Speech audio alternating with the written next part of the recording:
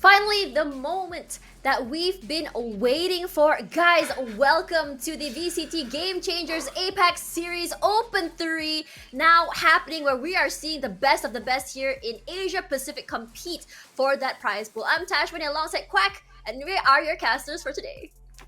We are casters. Oh my gosh, really couldn't have waited a single second longer because these are some spicy matchups that we have today. Day one, and they're already giving us this crazy script. I don't know who was writing it. Rigged. I don't know how we're gonna have to talk over it, but this is our job, Tash, and we're gonna have to figure out what's gonna happen next.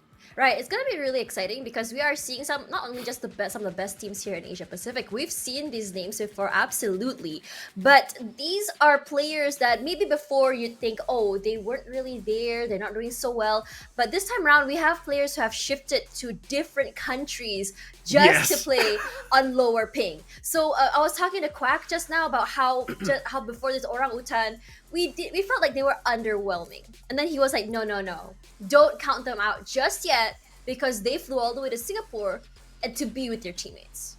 Yeah, I mean, they've made so many improvements since last year. They finally got signed, which is always lovely to see in our little FSL Game Changers community. Always love to see orcs coming in.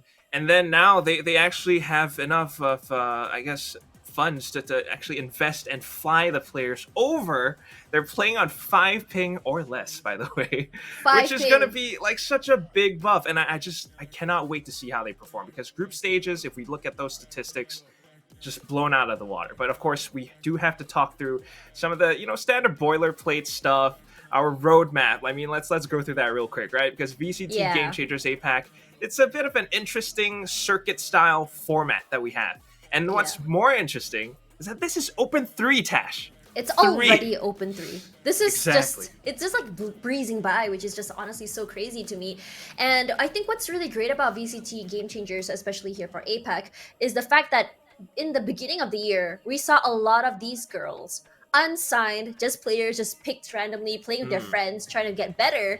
And then suddenly now at Open 3, some of these girls are already picked up, put into organizations, and put in a situation where they're able to not only just professionally play, they're getting the training they need, they're learning how to play in a tournament style method compared to as playing solo queue as they did before this with their friends. And with this as well, this is also really good because this also provides an ecosystem for the ladies here in APAC to really shine and really show off their skill. I mean, some people would kind of argue with me and say, oh, Valorant is one of those games that are just oh, any guy and girl can just properly play against each other. But we're talking about more. I mean, it's not just that, but rather more of the pressure girls face when they go on that big stage. It's actually really hard. So this kind of gives them a nice little stage for them to just kind of compete and grow. And if they get big enough, they can just definitely go to the bigger stage. It gives them that confidence. It's all about encouraging and empowering women here. But of course, that is what we're talking about. Open 3 now with all these circuit-style formats. They get a little bit more experience. They get some incentives as well with the prize pool that we're taking a look at. 1,500 US dollars for the first place prize. A total of 5,000 US dollars in terms of prize pool. And that's just a lot of money. You were talking about ringgit, SGD. It's still a lot, okay? This is so many RGX bundles that you can buy. Whoa. I actually skipped that one. Oh no! Yeah, no, I think it's good because we can go for all those giveaways that I've seen on Twitter. They're just all over the place. There's just so many giveaways. We should join. Let's have a look at the leaderboards right now. Yeah. So right now we know that about AEC. AEC is just one of those teams that just refuse to get off that first place pedestal. They're always gonna be there. They're just one of those teams that are just not only just so good, but we saw them so dominant on Open 1.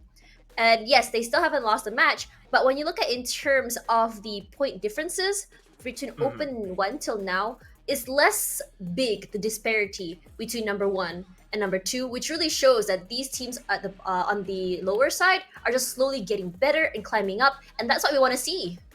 Exactly, they're climbing, and of course, the scene is growing a lot as well. I was doing some of the tournament admin work. I made a little tweet about how Wow. wholesome these girls are. I mean, we used to see like maybe 20, 30 ish teams signing up. This time we've got like 40. We've got groups all the way up to the letter P. I think there's possibly even more. I'm not really too sure, but it's crazy. We used to be only Southeast Asia. Now it's APAC. There Hmm. are some challenges with it here and there, but of course, one of these teams that are from Australia that signed up as well, I have to give them a shout out. They played really well, but unfortunately, there were like ping issues. But it's just nice to see our scene growing. And of course, these are the only teams, the 8 teams that have made it through. And that was quite a journey as well, because my God, power rankings shifting. Last year, we used to see teams like Nigma Galaxy from the Philippines, for example. Hmm. This time, we don't really see them getting into qualifying into playoffs. We see teams like Orangutan Esports actually knocking them out, and that's Yeah. kind of scary to me. It is honestly scary. I mean, when you look at Masters, even recently, where we are thinking like maybe in the Philippines we'll be seeing Team Secret, but you know how competitive the Philippines can be because the teams are just constantly changing on who's on top. But let's have a look at Orangutan's roster though, because this is very interesting as well. Because for Orangutan, we were just talking about like let's Orangutan. They didn't look so good in the last few ones, but right now Mythica as well as the other players already gone all the way to Singapore to play together to get that teammate buff, to get the ping buff. Imagine playing on 3 ping. Can't relate because right now in Malaysia I'm getting 13.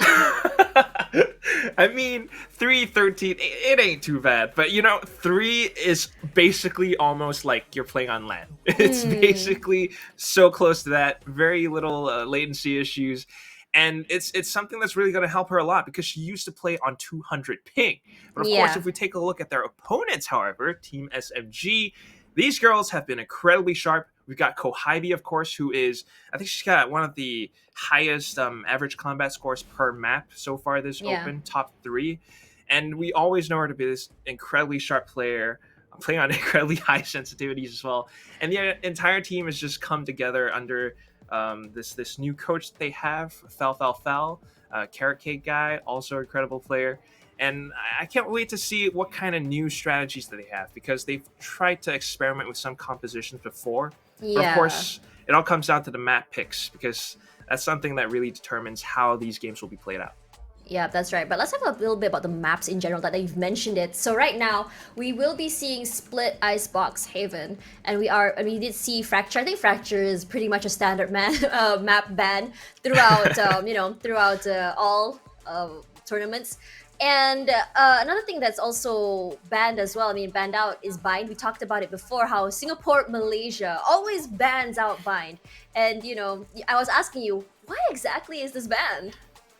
I mean, it's you know, sometimes it's preference. Sometimes they've got their own strats, but more often than not, there is no middle lane. You kind of just have to commit to a site or use the teleporters to teleport around, and then post plant lineups are just super annoying. So I Yeah. can kind of agree with why SMG would ban Bind, but of course, moving on from that, you've got Breeze and Ascent. I guess they really want to play for those sort of more close quarters combat kind of Mm. plays, and then executions as well. Because something like Split, if you have the perfect execute to attack, it's going to be something that helps out a lot to destroy those defensive formations. Yeah, that's right. I mean, when we talk about Split, it's a map that is heavily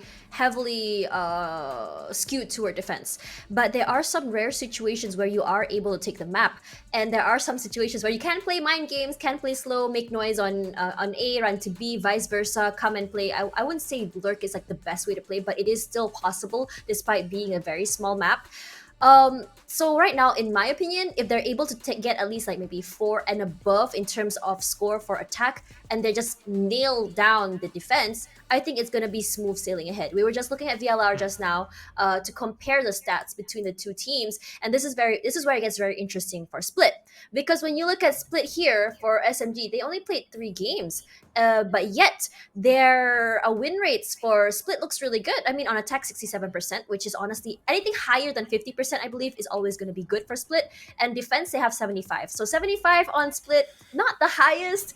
So you can be a little bit scared about that. But when you look at Orangutan, played 4 maps, they have 56% on attack, defense as well on 60. So we can really see that in terms, if we go into split, we're going to have a sort of like 50-50 situation here on both attack and defense for both teams. Exactly, 50-50. So much of it is up in the air. I mean, we can theory craft for days talking about these agent compositions, but it really comes down to the fact that OG this time, they have a big buff. They are playing in Singapore, low ping for the first time in ever. They've got a coach, Gunner, who has been kind of coaching these girls. Mythica, who has been struggling with, I think, ADHD here and there sometimes.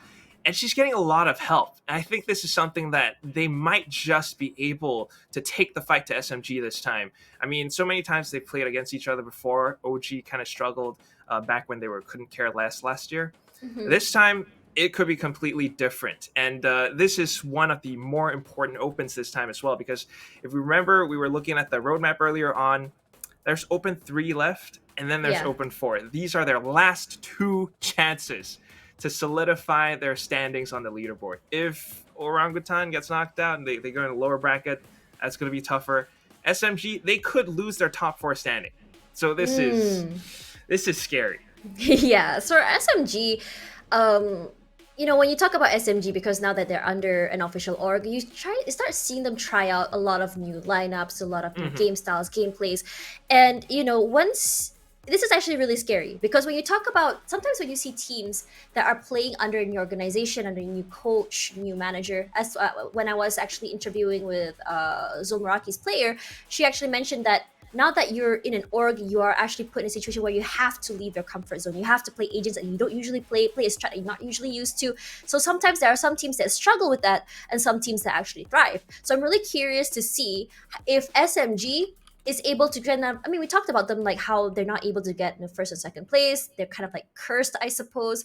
I wouldn't say they're cursed, because I mean, we talked about this as well, about how SMG is a team that, yes, individually great. You can go there, how to say, pug stompers, I would say, individually. But when sometimes there are some players, when you play them together, they don't necessarily have the consistency or the gel that they need to just move together. But let's have a look at agent select now, because I'm really curious to see what exactly is the lineup going to be.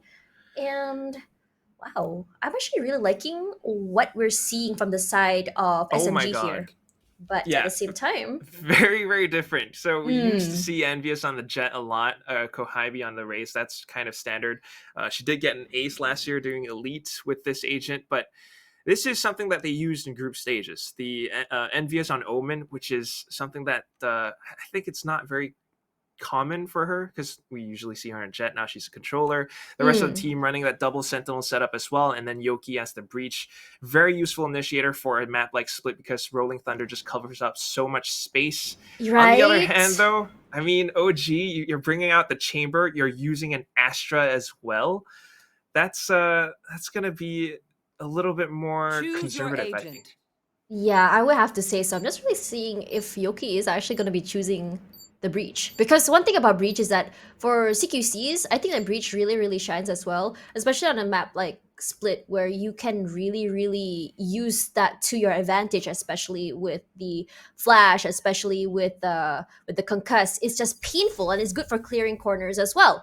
So now that we've seen that, let's see if OG Mythica, or at least the players, some of the players here, the SA players for Orangutan, will be getting that buff, and if that buff is effective or not. We will have to see. I mean, so many names that we can toss out right now, but the ones that we should kind of home in on, probably Mythica versus K4Daddy. Let's just throw that out there right now. Okay. I mean, we've got Mythica on the Sage. Pretty interesting, because it's something that you want to utilize a lot more, just because of the walls, the slows that you can stall your opponents a lot more of. She might be a little bit more effective at holding angles now that she's playing on low ping, but compared to someone like K4Daddy, who's been nonstop clutching since last year. This could also be a very big problem, right? So I can't wait to see how they actually perform head-to-head against each other. And then you've got the duelists as well. I mean, Kohaibi versus Kachao, both on the Raze. What do you think's going to happen, Tash? Oh man, for Raze, especially on this map, Raze, just a monster on this map. She can clear so many things. Her ulti just really clears out, you can take maybe 3 over in heaven if you want to, if you can aim properly on that side. And I'm just really curious to see. Are we gonna be seeing a Rosa ult from the two of them? Oh When no. they just miss each other, because we saw that in Masters. We saw two ultis at Could the be same fun. time. Both of them jumped up.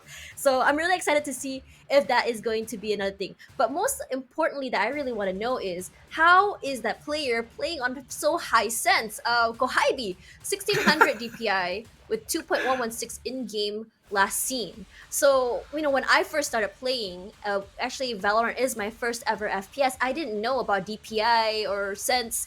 And I was curious to know, like, why am I whiffing so much? Why is it that I'm shooting is not working?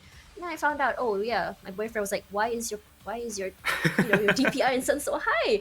And ever since I lowered my sense, I couldn't go back. But she instead of bringing it lower, she brought it higher. It's right. I mean, sometimes people got their personal She preferences. go Some people like to helicopter, play on raw helicopter. input or something. Helicopter. You never know, right? I mean, there are people who use like final mouse, wireless, and then they spin their mice a lot. Oh It's yeah, with the glass, the glass feet, right? It just goes straight up helicopter. Like, imagine that with like an Odin, and you can just spray so much from heaven. no. You just want to walk into B. It's just like a hail of bullets at you. You don't know where to look. You're just gonna end up flying above the map, and then you'll disappear out of the skybox. Oh yeah, absolutely. I mean, So, personal preference. Maybe some of the Kohabi fans in check let us know how. I Jack want to performs. interview her for keeping up with FSL next. Just ask her exactly what goes on through her mind That when right she's now. using high sense. Can you show us a demonstration of how your hand movement looks like when you're playing Valorant? Because those are questions or even things I would really love to see. Because I've not heard of another player using high sense other than her. Personal preference. So here the game is going to start, and of course SMG picking the map. So Ron start on attack. Cover going out. Some kind of game plan. Starting things off early though, I believe Envious possibly heard something in towards garage, so it's already been smoked off. The rest of the team from Orangutan making their way up mid. Ah, that wall there. This is usually the wall they put on the box there, but this time they chose to play a little bit more conservatively, putting the wall a lot higher up. That means you have to push up onto the site, or at least into mail, which means it's gonna be a lot easier to get picks from there because it's a kind of like funnel, like how do I call it? A bottleneck, if you may. For now Definitely. though, I one really of like those. seeing them coming in from mid, because mid control is one of those things that just keeps you wondering. Like everyone thinking, oh, they're gonna go through mail and the rotation coming in through B, but meanwhile A, you do have an anchor, which is the KJ. Yeah, and that's a very strong anchor as well. I love what SMG has going on here because if you take a look at the other side of ropes, there is an alarm bot, and that is why K can actually stay on the A site so effectively and not worry about A heaven at all. If Sway decides to come out on the other side, she's going to get caught out. But here we go. Executions in towards B, and they're starting things off Are with you the ban. Kohagi's managed to serious? stop this. She got two? What does her utils go? Hi, me! She's pretty crazy. She gets one more there. That's a 3K for her. Will it make a 4? Not quite yet, but she does know Sway's coming for back. Okay, for Dite does have her back right now. It's all 10 down to seconds job left. pips. 2 on 1. Still very doable. Gonna clear out that angle there. Gonna choose to find those enemy picks remaining. instead. Ooh. Gets one. 2 She's running out of seconds. time. Has to get the kill. No more time. And now she's going into it, running straight into K for Daddy's crosshairs. That's an easy cleanup. So economy-wise, SMG are going to be doing pretty darn good, especially Kohibi with that double paint shell kill from early on. And that is the strength of this formation that they have right now. K for Daddy solely anchoring down A side on her own, using utilities and everything so effectively. Meanwhile, the rest of them stacked up towards middle as well as B site. It is just, I think, something It that gives them Orangutan did not options. expect. Yeah, Yeah, it gives them exactly. so much options when you come in through mid like that, because you can rotate if you want to. But K4Didi, I really gotta say, her anchoring on A is just so good. Usually we see the anchor for KJ on B, and I think that's the reason why they came in through male. They didn't know that she was actually gonna be coming in through A actually, but look at Fixed Key. She's ready, she gets one. They did not check corners. 2, 3, and make it 4, not quite. One enemy remaining. Oh my Spike gosh, down, somebody mid. call Sleepy Studios because check your corners. That's something that you always have to do, something that he always preaches. He's on a little bit of a holiday right now, but this is a problem. So now Orangutan, I mean, it is pistols after all. but you want to do a little bit of damage, right? Take out some of their guns. If this is a Yeah. flawless win, SMG carries every single one of their investments into the next round and onto the bonus, where they stand a pretty good chance at possibly stealing yet another round. Yeah, let's look at the replay here. Look at that. How Fixie, she was playing this corner so well. Because they didn't check first, and also that wait, she actually had the Headhunter out already, and you know that Headhunter is one of the stronger guns, especially on pistol round. It's just so yeah, it's so annoying to play against. But she's not able to utilize it. Headshot, instant kill, very useful, but sometimes it's just those tiny, tiny pesky corners. But here we go. Now that they have their rifles, it's going to be so crucial that they do not lose any one of them. Yeah, that's right. It has to be because they need to bring this forward, or at least get it. Because usually round 3, when we always talk about gun diff, but look at this one way. That's so nice. Definitely deterring a lot of aggression, a lot of movements from Orangutan. They have to wait for the smoke to dissipate. They're clearing out the corners this time with the aftershock from Breach, but pushing up front, it's still going to be 2 more players that they have to deal with, and I believe the wall has already been spent, so they have the option to push up front, but again, clearing every single one of these off angles is going to be so tough. The flick does not land. Oh no. She's so sneaky. She loves playing those off angles, those corners. She's not scared. That one pick, and on top of that, a chamber. That's a lot of firepower gone. But looks like B will be the main area because they did wall. And whenever I see that wall, it's like Tenz's voice always goes through. 30 seconds left. Never do this wall. But I believe it's very situational. But Casper and Spike down B. so good. Oh, and dead.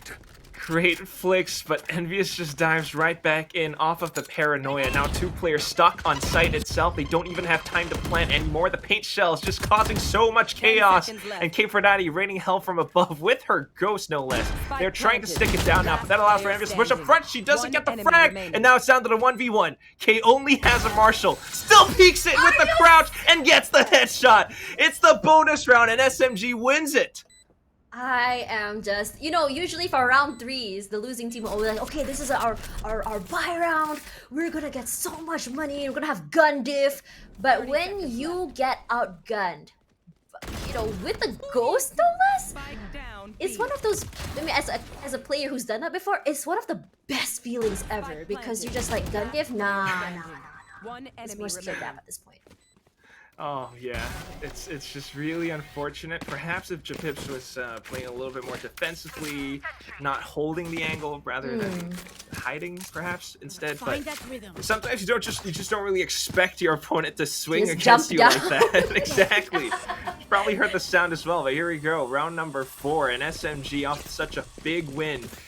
Orangutan's economy are in shambles. It's gonna be so tough for them to push up front now.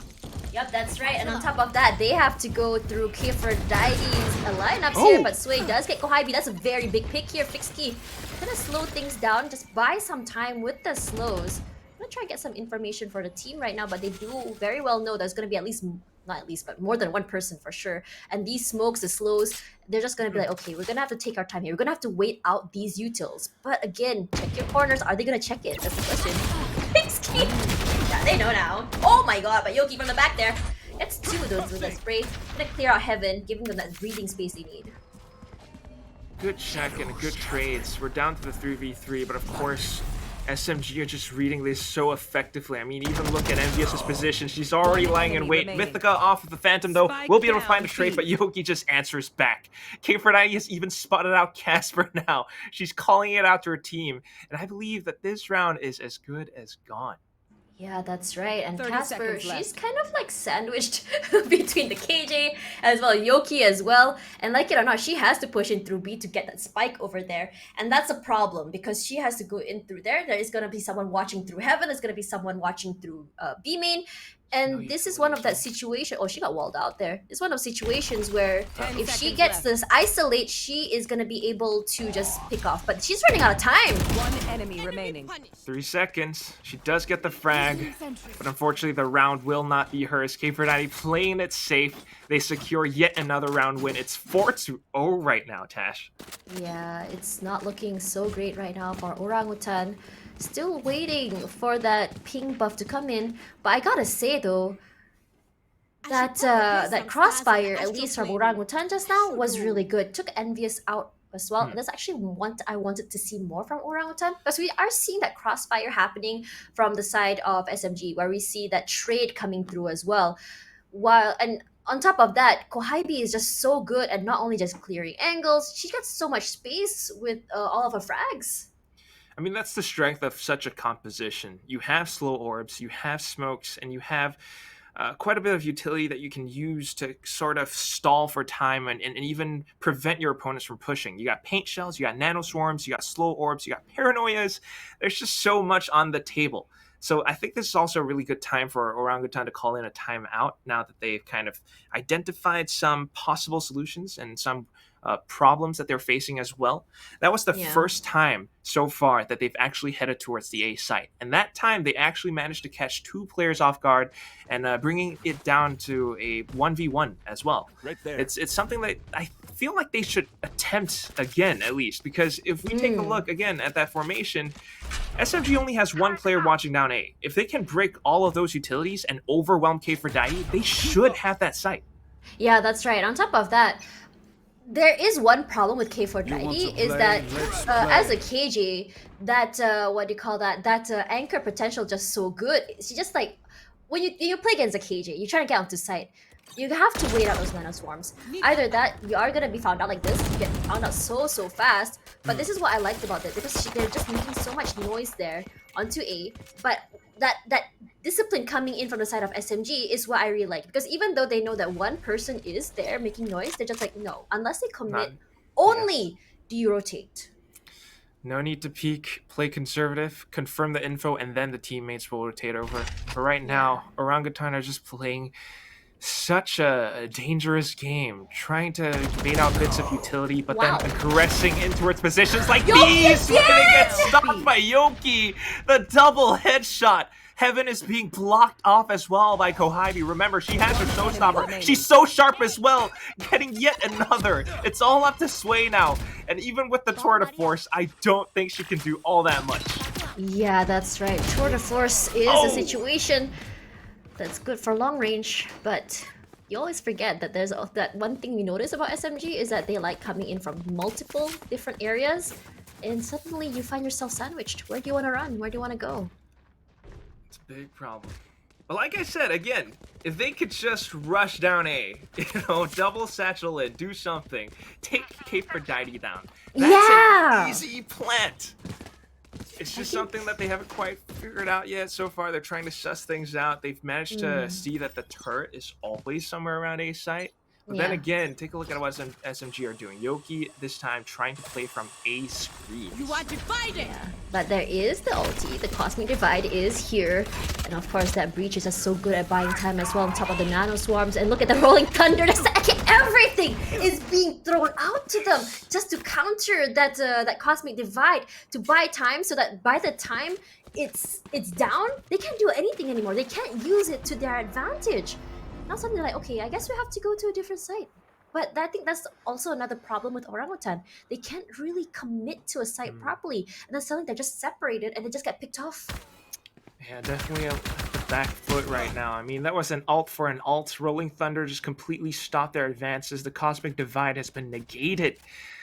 So, OG, they're going to have to try to find some duels, or at the very least bait some rotations over. They're pushing up in towards Heaven right now. Yoki's trying her best to stop them. She's able to flick up towards one, but of course the flick comes back in. 17 HP, you're not going to survive for that long.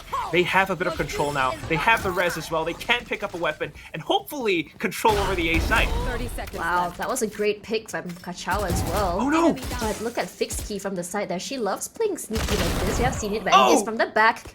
Gonna find it, Sway, put her away. Haha, that rhymed. Things are coming through. It's gonna be easily broken down. defensive utility setup as well. Kachao has to do her best at stopping all these advances. Pips aids it just by a bit. Paranoia does not do all that much because of the wall, but they're basically trapped in here where the showstopper lands onto both of them. 6-0, and I believe SMG has basically secured themselves a very strong position at the end of this first half. Yeah, that's right. But we did talk about this as well. This is, after all, a defense round. But I really gotta give it to Yoki. Every time she gets those picks, not only she gets 2, she makes sure that for a trade of her utility, there's gonna be a good pick as well. She knows how to play with her team, with her utilities as well. And Fixky is just so sneaky, I would say. She knows how to really play around and around Rosie, just buy time. They know how to do it. But this time round, though, did you notice there is a change? You did mention about how Orangutan could take A site instead. They at least managed to get onto the site this time round. They have an idea what to do. So let's see if there's any changes gonna be coming through from that. Definitely trying. This time it's a little bit more of a default, possibly expecting SMG to push out, try to go for some info plays. They are pushing in towards Garage with such a deep smoke. I believe they're just going for that alt orb. Of course, though, Heaven is being contested as well, but look at how disciplined these SMG girls are just playing. Fixky getting a little bit of info, falls back towards stairs. It might be smoked off, but that's not too big of a problem. They know where these Orangutan girls are headed towards. Yeah, and guess that's Mythica out of the way as well, but look at that damage coming in from Fixky. Gets Sway as well, but Japik's gonna trade that out right now, and he's gonna get blinded and smoked out. It's so hard when you can't see or hear anything. Suddenly Casper is all alone. The only trade out was just Fixky, and not before she got a pick as well. Everything that they're trying is just being stopped by SMG. And I just can't imagine how that feels. All these paint shells, even getting a few frags, but then you just have yet another player holding an off angle. It's 7-0 now, Tash. Yeah, I really like how SMG is playing this. They make sure they have a buddy system, I believe. How there's always going to be, I wouldn't say it's a 2-man swing per se, but if there's someone there, they're not going to realize there's someone else waiting, just trade them out. And I think that's so great. And on top of that, SMG, not only are they super disciplined, they don't feel like we need to play aggressive if we want to. We don't have to push out. We don't have to peek. We just wait for them to come in and just walk into our crosshairs. And I think this is a very clean, or rather safe way of playing, at least for Split, because Split is very defense oriented. You don't have to peek if you don't have to, except for Envious. I noticed that she likes playing very aggressive angles. I couldn't agree more, honestly. I mean, that's exactly how they're playing. Super defensive, just working off of information that they get based off of utilities that they drop. And if you take a look at ultimates as well, Envious, Kfredite, they can just wait and play for retakes if they wanted to. This time around, though, quite a bit of space already got taken up by Orangutan in towards mid. But of course, the wall just comes up to block that off, and now Kohivi sends a boombot out to confirm information. Fixky goes in for a peek. They lose one player. They lose yet another. Orangutan, this is a very big problem, and they need to figure out how to stop it. Yep, that's right. Envious gonna get Japips out of the way, and it's gonna make it so hard to enter on the side. You need that initiator for you just to enable Kachao just a little bit more. If you noticed right now, there's only 2 left. This is actually one of those faster rounds as well. Sway, they already know. She's very aware of where the KJ setup is. But we know that Kfredite D. She does have lockdown as well. She's gonna get 1. She's gonna get 2. Not quite. Kachao was there. Immediately headshot to the head with the sheriff. You know how painful it is getting outgunned with that. Now just trying to reposition herself as well, but they already know where she is. The blast sticks her for a second though, picks up the Vandal now, goes back in for a spray. But unfortunately, Fixky just had to shut that down, and this puts SMG at a perfect 8-0 so far. This is now OG's last chance to start coming back into the game. I mean, you were talking about this before we even started. If they can get 4 rounds on attack, that wouldn't be too bad. But if this goes, slightly worse, I don't know what to think anymore, Tash. I don't know. I'm scared. I'm actually really scared too. This is skull emoji. It is skull emoji ×7. No cap. No You're cap. trolling. I can't do the Valorant. I have too much accent. I mean, I have too much energy. If you want to do it properly, you have to have like low monotonous energy here. Mythica, oh my god, SMG gonna play aggressive and they know that it was actually gonna happen right now. But look at that. They're not gonna push if they don't have to. They're just like, we're just gonna take advantage of Garage if we want to. Gonna go straight to... They keep playing mid, and the thing is, they know how many rounds in a row are you gonna be doing the same thing over and over again. Like I always say whenever I cast Valorant, we do the same thing according to Albert Einstein. If we do things over and over again, it's insanity if it's not working. Yeah. Hashtag geek. Just... Hashtag 14 and this is... It is a big problem though. Every single round they try to do similar things. They're trying to walk up in towards mailroom again. And there's a very big chance that Yoki expects this. That's why she's playing these flash positions. And it's not even that. You've got Fixkey on the other side as well. This is such a good bait and switch position that OG, I don't think it's the best choice to push up in towards B Heaven anymore.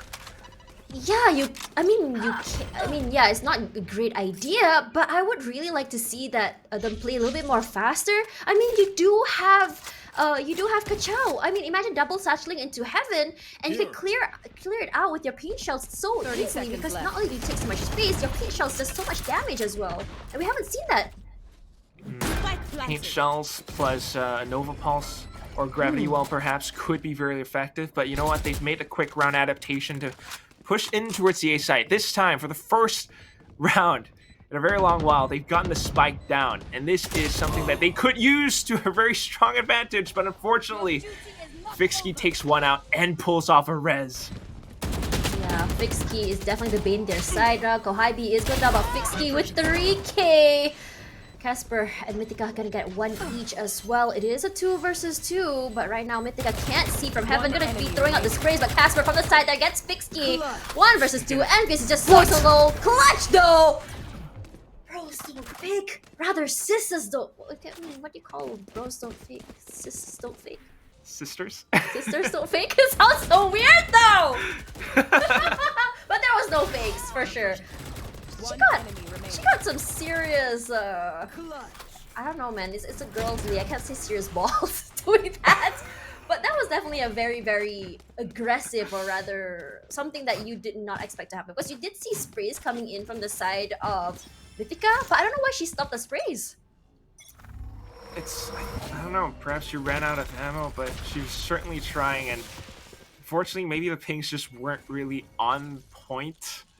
So it's super unfortunate, but that's what Envious gets to do. I mean, she's got... You might be trying to avoid saying that, but I'm just gonna say it. She's got big kahunas. She's not afraid. OG, they need bigger kahunas than that. They need to overwhelm and just assert dominance onto these Team SMG girls, but every time they try to do something through the middle, they get stopped. I mean, mailroom, B Heaven, it's just stacked right now. Yeah, unless that wall you're is just so annoying. Exactly, right? A combination of utilities or something, it's going to be so difficult for you to actually gain control over that one spot. And even if you do, you still need to watch your back. You still need to watch your player. This time around, the full execution through Garage, that could be different. Oh, that's right, but you are going to be hearing the ultimate come out, going to clear out this backside there, but nothing's going to hit. And that's, I think, the problem as well, because when you think about this this ultimate, it's just a situation where it can kind of be used against you, because now you can't see back outside, you don't know where they are, and you are going to be seeing Aphrodite just take so much space with her ultimate, but not going to be able to get the defuse with that. Casper, though, she does clear that out. Mythica from the backside there with the sprays through the smoke, does get one, but Ivy reminds Casper. Mythica with 2. And she finishes off. 2v1. Got assistance from Heaven as well, and Yoki's down 26. Their playing is so safe. Possibly going for that 9-3 curse. Yoki has no choice but to stick the defuse, and Mythica comes up huge with a triple in this round to secure the first win for Orangutan Esports. Yeah, and that's on ping buff. Let's go, Mythica. Let's have a look at that again. So I'm not really a big fan of this particular cosmic divide, because just now you saw what happened there. It was so hard for them to actually tell where exactly everyone is, and it felt like Kohibi's ultimate, sorry, not Kohibi, was it Kachao wasn't Kachao's ultimate wasn't given the value that it could have gotten if she could actually see the whole area. You want to play? Let's play. It is something, but it also gave them a lot of space to actually get the spike planted. So, you know, you win some, you lose some. I still think that that's valuable. Maybe not the most valuable, but it still is something. Good enough. Good enough. It's good enough. Let's see who can actually go for the 9-3. Yeah, let's see if we can do that. But you know, I mean, when you hear "Here comes the party," you don't want to be near that party. You want to run away. Back out. Like I'm an introvert. I don't want to go to this party. Exactly. So I think that was the idea there. Kohibi ults through mid. Doesn't get anyone though, but it does buy some more time. Aphrodite from the top side here. Oh, just caught someone out. Ready to teleport there. Oh, he misses way! But you know she's there. She just popped one out of Bot Swarm. So Casper gonna trade out. And that's actually really huge because now they have the entire site, but it doesn't really matter though because Rolling Thunder. He's so hard to get inside. This is so darn difficult. One ultimate makes all the difference, and now Kohibi just comes up huge with the Quadra. She wants that ace, but does she know where Kachao is? Fixie holding the off angle, just playing it safe, finds the last kill, and SMG comes up with the 10. Last round before that is painful. It is just very painful, Tash. I think that's one of the downsides of playing split because, as I said before, when you are playing defense first, you put yourself in a situation where when you get a hit, you go on that momentum sort of swing. Even though there is going to be a round change, momentum is still very much there for SMG. But all I gotta say for Fistio, probably the mic from the side of Kohibi says, "Bro, why'd you take my A's?" Always happens. We always see it with Forsaken and Jing as well. Like, you know what? I mean, they're just they like... still got the round win. Yeah, I mean, Fixie's just like, I got us the round, bro! I got us the round! That's probably the thing. I mean, Jing and Forsaken, they have a little competition right there, but Sway only has an op. But the problem is, can you get the picks? This is one of those situations when you see a Jet on an op. I'm not too sure how I feel about, you know, I mean, what do you call that? A chamber on op is normal, but when you see a KJ on op, and the KJ isn't bringing value to the team, it's just like, bro, just play knives, please. Stop playing on op. But when you talk about that again, I mean, the problem with this is that because SMG is playing so defensively, it's hard for Sui to actually get picks with them. She cannot find a single line of sight. I mean, she tried earlier on, but somehow whiffed onto Aphrodite as well. This time, though, now that they've gotten control over the A site, she could be a very painful thorn in SMG's side just by firing blank shots through heaven. I mean, now Yoki's so afraid to actually peek out. The flash comes out, though, and that gives her a little window of opportunity to push out front. Sway has to capitalize off this, otherwise her teammates are going to be in a big, painful spot. Yeah, that's right, but look at that. Fixie with the big gun. Say hello to my little friend. Not quite getting those strikes, just yet Chow down for the count now. Sway all alone, needs to get those picks. Gets one. No, she whiffs that. Fixie finally gets one with her little friend. It's still, I mean, it's little. It's not big. It's a big gun, but unfortunately 11-1. This is not a good position for OGT to be in at all.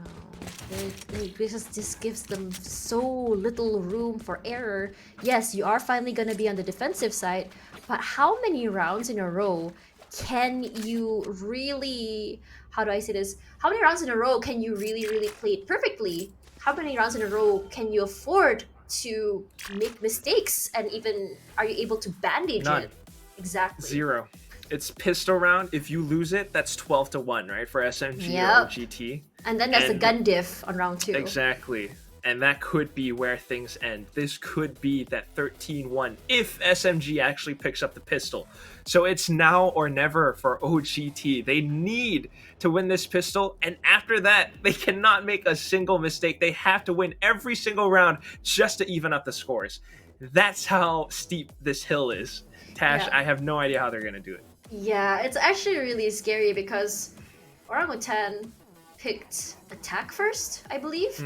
So the idea for them, I believe, was just get as many rounds as possible, and then we'll have a fresh new mindset when we go onto the change side, but the problem, and as I mentioned before, that kind of mindset, yes, it's a great mindset, but the problem is, can you recover from so many losses in a row? Because that's the problem with Split. When you are put in a situation where you're attacked first and you're not able to recover, or you have another team playing off of momentum, it's so hard to come back, even when you are finally on the defensive side. I have to agree. I mean, this is one of the problems that they're facing right now, and which is one of the reasons why I think, in hindsight, maybe Split is one of the maps that should have been banned, perhaps. Maybe even go for something like Ascent instead. Split, who knew? I mean, it just turned out to be one of SMG's stronger defending sites. I mean, the positions that they had, Kfredidi just anchoring down A on her own, and then them playing off of information so quickly every single round that OG tried to push up in towards the middle, they get completely stopped in their tracks. It's just such a big problem that they haven't really kind of solved yet. So I really don't know how they're going to perform this time on defense. Yeah, the only redemption, I believe, is having Sway on the team for defense, because she's able to, the trademark can kind of like figure out where someone's going to be lurking, and also holding down sites as well. But even then, Sway was actually whiffing her shots. So now the question now is, if she's able to get picks, great. But how many times in a row are you, as I mentioned before, how many times, you only have, what, 2 rounds to just really, really make sure you can seal the deal right now and not even lose all the way up to round 13. God. And this is such an aggressive position that she's put in. Gets quite a bit of info, but unfortunately no frags. Has to rendezvous her butt out of there. Yeah, so now she really in has towards A ramps. They know where the SMG girls are, but this is how they can kind of play with them a little bit, right? Play defensively, stall, force them to rotate around, and maybe even play right into where the Orangutan girls want them to go. That's right. Casper is the one anchoring on B side here. She is all alone. No, she's not. Sorry, I did notice there are 2 up there on Heaven, but the wall is coming up here. The wall that everyone does not like. Casper gonna go an aggressive there. She gets 1. Gets 2! But Kohaib again with those pain shells. Very big damage, and now the entire advance has been stopped. Envious might be on site, but she's so afraid because there's so many other players just around the site itself, and not to mention Heaven. She has to back out of there, and this is where they maybe have some kind of an advantage to surprise Orangutan, unless Orangutan actually makes the perfect read. They are slowly making their way through because they haven't seen Kfredidi so far. This is where the corner checking is paramount, Tash. Yep, that's right. They didn't clear that side there. She gets 1, not quite getting enough, but they do know there's 2 coming in. They are having 14 seconds left. They have to play it real fast. Envious. We have seen Envious's gunplay gonna be real good if they swing out together, if they don't get isolated. Very, very winnable. 1 dark cover. She hears the footsteps behind her as well. Ring I think she around hears the both rosy. of them. Mythica holding the angle though, goes in for the peek. No! She doesn't get the frag. Down to the 1v1 and Sway's card reloading, but she thankfully lands a headshot in time. Orangutan save themselves. Too close for comfort. Way too close, Tash. Yeah, I was about to get a heart attack there. The Sway was just so low. But I really liked how they played this. But I think the idea was here for defense. I think their whole idea was play defense, play defense, play defense. Because their defenses were actually just so good. But the problem now is the information that SMG gets and how fast they get a sight is just still quite good. Because compared to how SMG played defense, is that they're not able to get a single sight. But right now, SMG, even though they didn't get B, A still was open. For sure, and that's why they made that quick rotation over, even with Kfredidi lurking as well. But here comes Sway playing the same position, trying to make the best use of her aim. Instead, it's going to be Kachow with the paint shells. That puts down 1. How the turntables, as they say. Right now, Mythica holding on the side there. Kohaib tried to play sneaky. Kachow does have a better gun. Not quite enough that she dropped anyone out there. Gonna clear out the area here. Ooh, does get 1 person though. Envious. Gonna find Kachow with the Frenzy, and we all know I call it the mini Spectre. Still a useful weapon. Mini Spectre or regular Spectre. It's something that the SMG players do not have at the current moment. A shorty as well towards the middle. I don't think there's much that they can do, but of course retrieve a couple more weapons, walking right into Mythica. They just don't have the numbers. They really don't. But round 3 is when we're gonna be very worried for OGT. So now VCT coming from the side gets one trade there. I would say that even though they lost, they did make it a little bit. They did make some of them lose their guns. So it was a lot better compared to previous round, where they fully went flawless and lost all. They weren't able to take away any guns. So now, SMG, full rifles, and you can't really say gun diff anymore because round 2 was already projected for that to happen. So now this is where it gets really scary because they all out full buys. Absolutely. It's a big issue. I might even just spend a little bit of that credits to buy up some sheriffs for my teammates if I were in OGT's shoes, but oh yeah. Regardless, they've gone for the egos instead. So Sway back again with the headhunter. Kachao is going to have to land some nutty shots with that ghost. Meanwhile, the rest of the squad playing close range. At the very least, denying whatever SMG's plans are. Oh no. Oh yeah, Casper. Luckily out on time right now. They do have that information they need. So for now, if they're able to play those corners properly, if they're able to do the Rad and Gan per se, that's where the Spectre just kind of like gets its extra value there.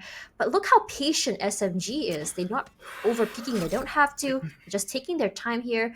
OG Mythica, you did notice that she's playing this kind of similar way, like VCT was playing earlier, playing those nice low angles, just clearing out. But in terms of clearing angles, I believe that SMG just doing a little bit better. Okay, that's a good slow. Stops them from pushing in towards B-Heaven for the time being. But oh no, K490 with a peek outside a garage. They've managed to cross over somewhat safely for the time being. So now this is going to come down to the defenses, but unfortunately K490! Spray transfer! Double headshot! Oh no, that was beautiful! That was absolutely well played! I thought the K490 would have gone down for real. They had the crossfire, but the problem is that reaction time not quite there yet. She's just a little bit faster. Envia's coming in, watching up from the side of here. It's hard for them to push in because look at how many crossfires SMG has. They come in from different angles. You have one on top, one at bottom. Sway does find Yoki here, and this already, but Ivy, gonna get a trade out in the smokes. Oh, so hard for them to push in. It is just impossible to push out of that lone choke point with so many players on the other side now. And this entire round was won just because K490 found the entry and then had the spray transfer. Match point, and even though Orangutan are going to be able to buy back into this round, I don't know if they're going to actually be able to mount this big comeback that they need to pull off. Yeah, just the room of error is just, the margin is just way too small. If the scoreline was a little bit closer, absolutely. Why? Thanks, Darian. Thank you. Thank you. Really needed that. Oh, she has beautiful eyelashes. Gotta give it to her. Yeah, the nose piercing too, kind of cool. But of course... I wish it was heart-shaped. Heart-shaped nose piercing, huh? Yeah, give that girly flair, yeah? I want to raise. It's pretty like, cool. like a boyish raise, but suddenly it's like a small little heart in the nose. But coming back to our game earlier, yeah, the error is just way too much. I think OGT, what they're trying to do right now, the timeout, is just kind of like to stop that momentum coming in from SMG. But I just gotta say, despite the ping diff, the ping buff rather, SMG is just a lot more disciplined compared to OGT. They're not over peaking, they don't play too aggressive, they don't have to. They're just taking their time with it. And I think because they know how to take time, just cut noise, it makes OGT kind of antsy. Absolutely. It's a lot of these micro movements, getting bits of information, and then slowly making use of that information to find openings. But here comes Mythica, able to hold the angle for one. And this is still, unfortunately, not enough. Take a look at the mini-map. Lockdown comes in. They've got full control over the A side. Even with Sway in position from heaven, fast rotations are not enough this time. Yeah, it's really not, because we know what happens when SMG plays the defensive side. This is coming from post plan, but look how many people are ready on the side of screens there. Fixkey with a double. Not quite enough to get one double though, but it is not enough to get two. One player Oh! left, and predicted K4Daidy, Tigers the win? clutch All queen, right. cleans it up. Okay, Can we everyone, change take a test clutch tube. for Thank Daidy you. to Let's collect spray samples and for get out of Daidy? here. Because that was so good just now, the spray. So Yeah. many names for her now. You can definitely use that for this map. I mean, just spraying it down inside of screens. SMG off of perfect control every single round. Orangutan just weren't able to fight back. I think when we come back to that as well, I mean, we talked about how these players are able to individually just really, really shine on their own compared to OGT, who I'm not saying they're not good, but it's just that you can still see that micro play skill is just not quite as high as SMG. And on top of that, K4Daidy, she's just not only able to take sites, she's able to rotate between three sites. Between two sites if she wants to. I feel like she's gotten so much room to rotate, to move around, and no one's really picking her out, because once they picked her out just now, they got sites so easily. It's exactly. There's so many rounds on the defense, so many rounds on attack where they had so much going right for them. SMG, just the amount of anchoring and utility that they had, stalling, getting information, rotating in time. Orangutan weren't able to get enough rounds, I think, and unfortunately, that's the first map gone over to the side of SMG. And taking a look at the MVPs, I mean, were we expecting anything else? No. Go Ivy. Honestly not, but before this, Astra was strong, but right now with the nerfs that came to her, it's actually really hard to see her actually fully shine, because how we saw her used during VCT APAC before, over on Masters, she's actually used with another controller, because there's still a lot of holes that she has compared to before. But when you look at in general, in terms of like gunplay, it's just that SMG was just better. Fixky knows how to play the angles, and Envious, I really gotta say, Envious is just a smoke criminal. I just learned that today, by the way. My boyfriend introduced me to that. That's pretty cool. Positions wise and everything, SMG definitely had that down pat. But of course, I still want to believe Orangutan Esports, my favorite round for them so far, was on the second half. Pistol Casper, I have to say that one moment where she was inside of her own nebula, finding those two crucial headshots, and then Sway stepping up to the plate in that final 1v1 despite being on low HP. This is what dreams are made of. Yeah. This is what brought them all the way here to Singapore to play in Open 3. The power of friendship. That's what we wanted to see. The double swings, the follow-ups. And I felt like we didn't see too much of that from OGT compared to SMG. I wouldn't say that SMG had a buddy system per se, but I think because they're just so used to playing together, and on top of that, they know how to play, they know how to make sure they don't get isolated. That's what gives them that advantage. I think so. They had a deep playbook. Each and every single one of them covering their blind spots is something that was really, really effective in that defensive side.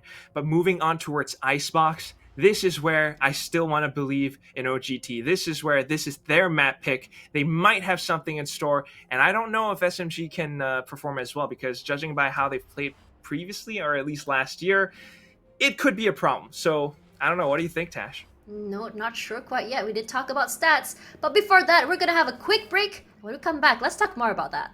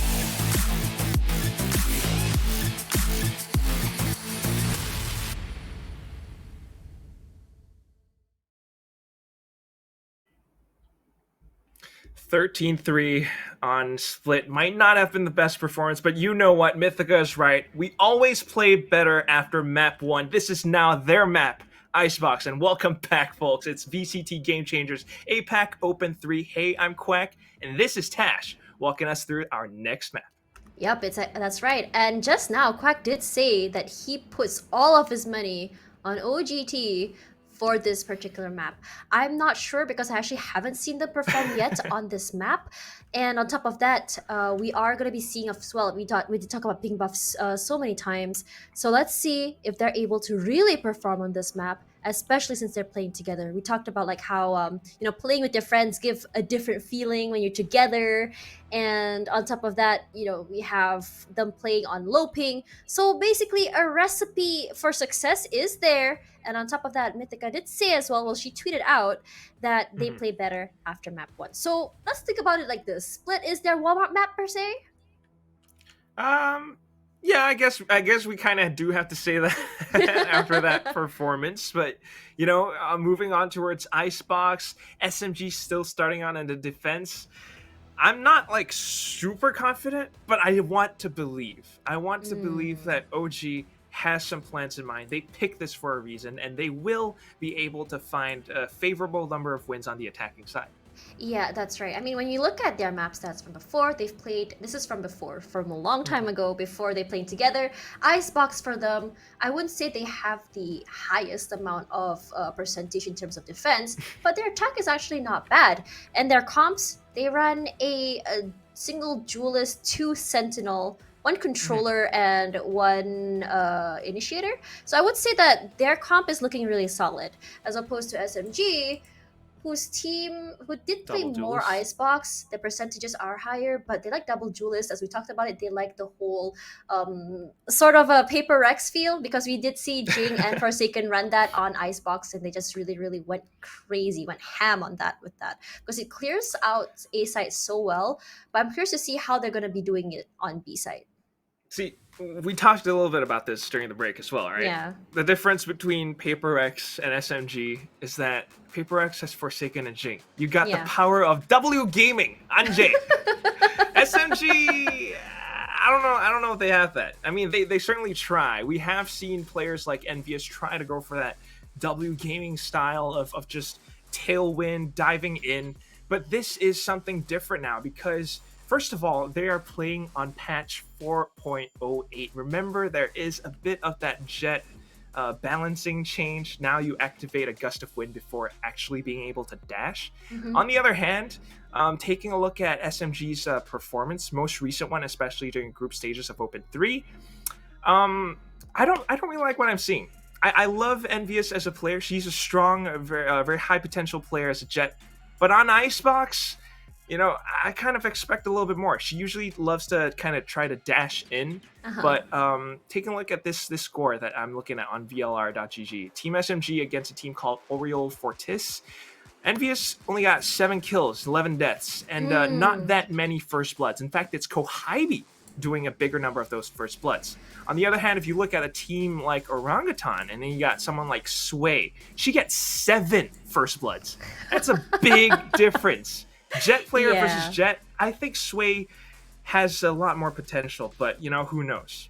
I mean, I have to agree as well. On top of that, with the jet changes, you get your dash back with 2 kills. So if you are getting those kills amount like what Sway does, great. That means you get that jet buff. But if you're not getting those frags out, you're out of a dash. You lose that advantage. I mean, when you talk about buffs, I think a lot of high skilled player jets would say that's a buff for a jet. But those lower skilled ones that don't always get a pick, they'll say, "Oh man, they nerfed jet." So we can really see who's the better jet now. The good jets will get their skills amplified. The bad jets, they're gonna be left behind.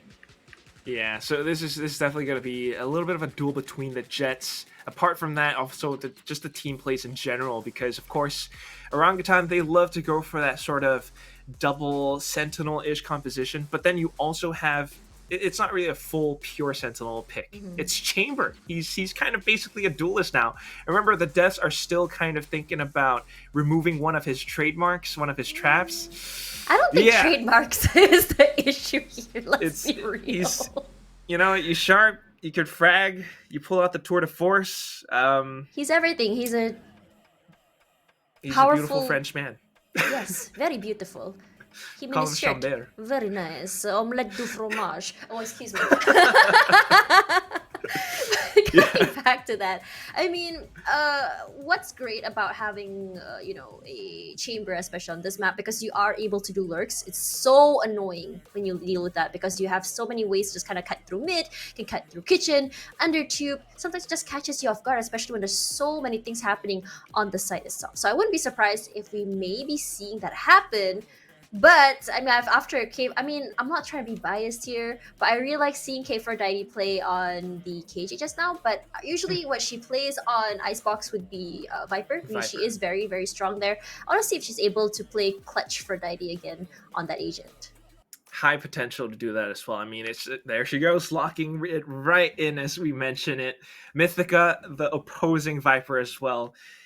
You're gonna have to go with some mind games. You're gonna have to make the most out of your smokes and play around them and kind of confuse your opponents. And I'm a little bit terrified because now I'm okay, not terrified. I'm confused. Kohivi tends to go with Reyna. Now she's on Chamber.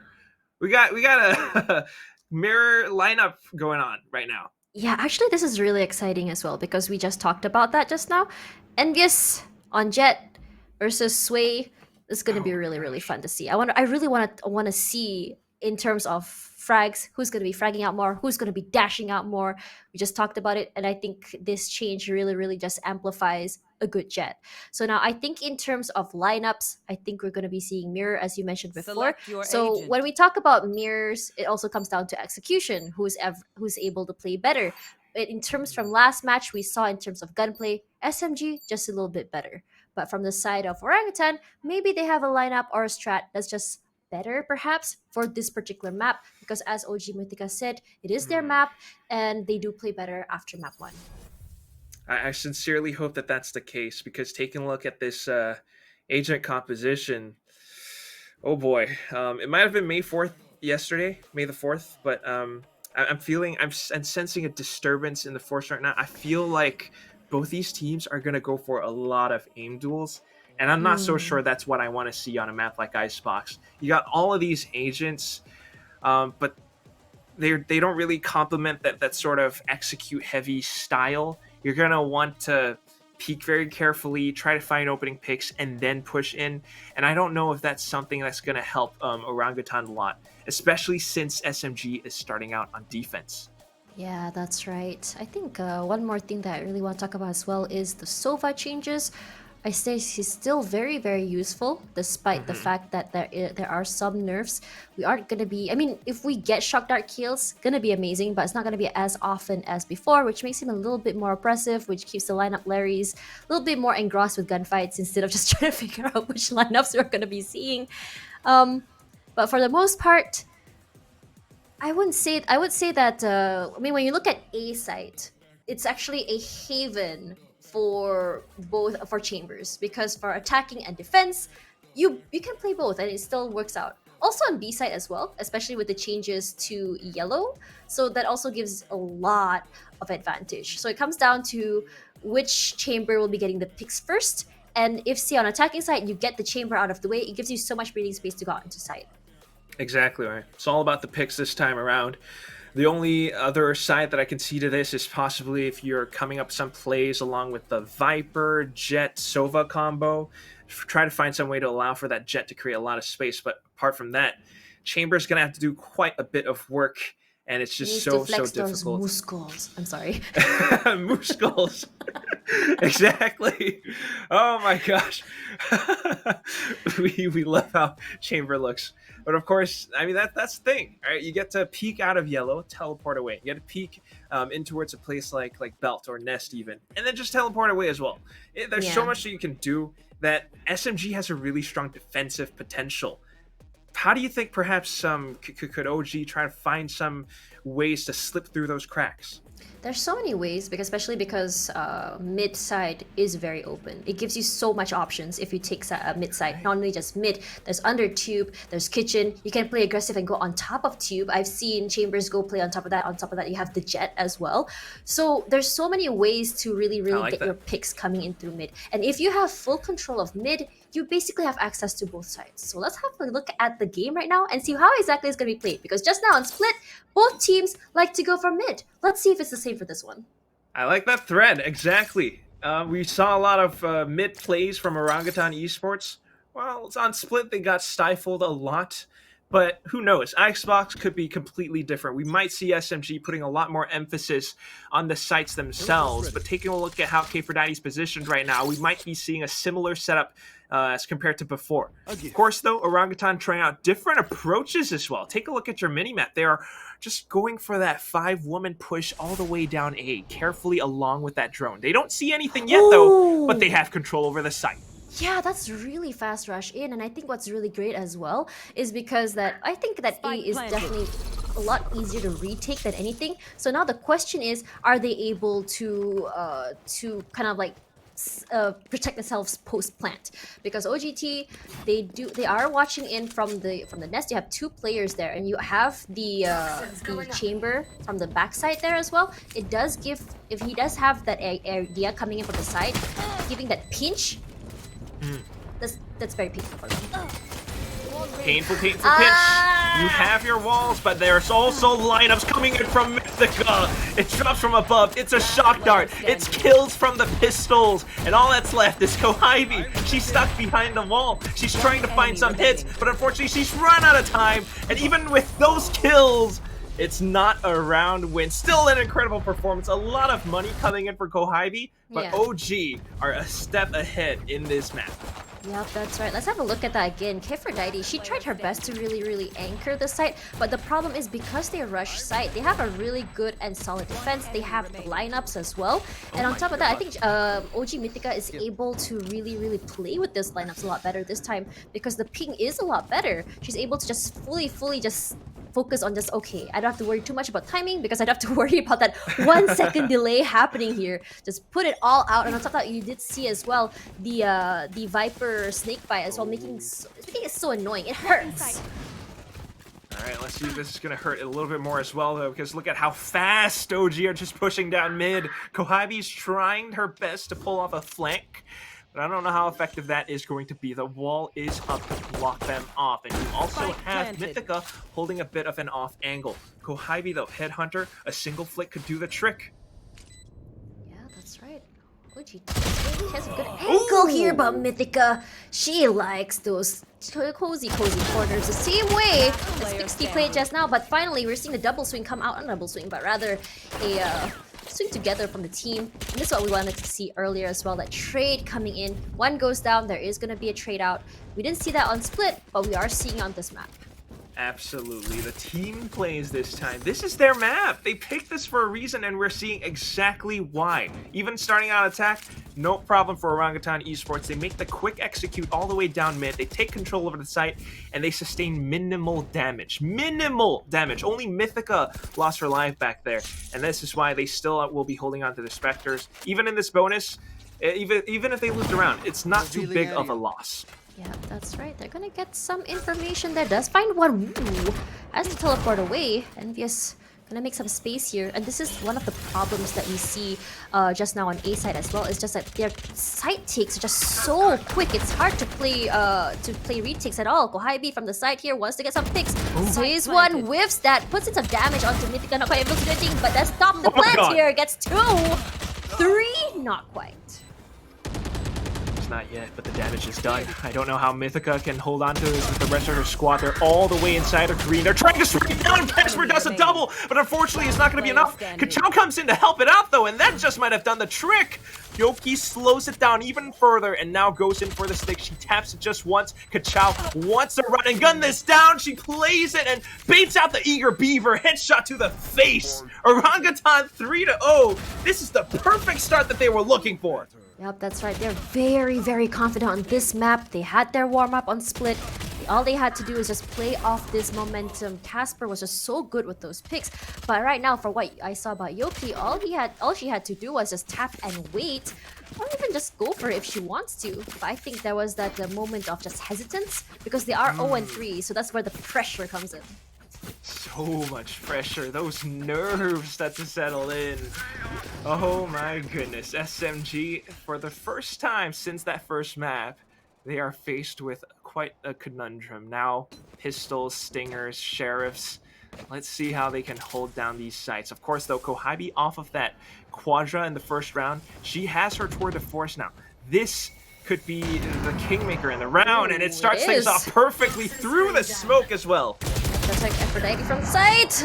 Not quite enough there because it is just a sheriff there. Kohabi's so good with 2. Gonna reposition, and I think that's just what I like about it. But there is already the revive. Casper is back in the game. Mythica not gonna take any situations that she doesn't have to. But now everyone has rotated here.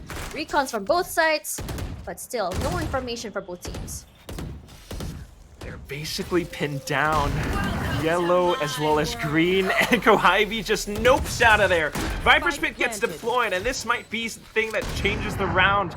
But of course, Kohabi without vision will not be able to make the most out of her tour de force. 1 round in the chamber, and now the rest of the squad goes in. They get gunned down. Mythica, Casper, Pips. It's no problem, and we go in with a full 4-0.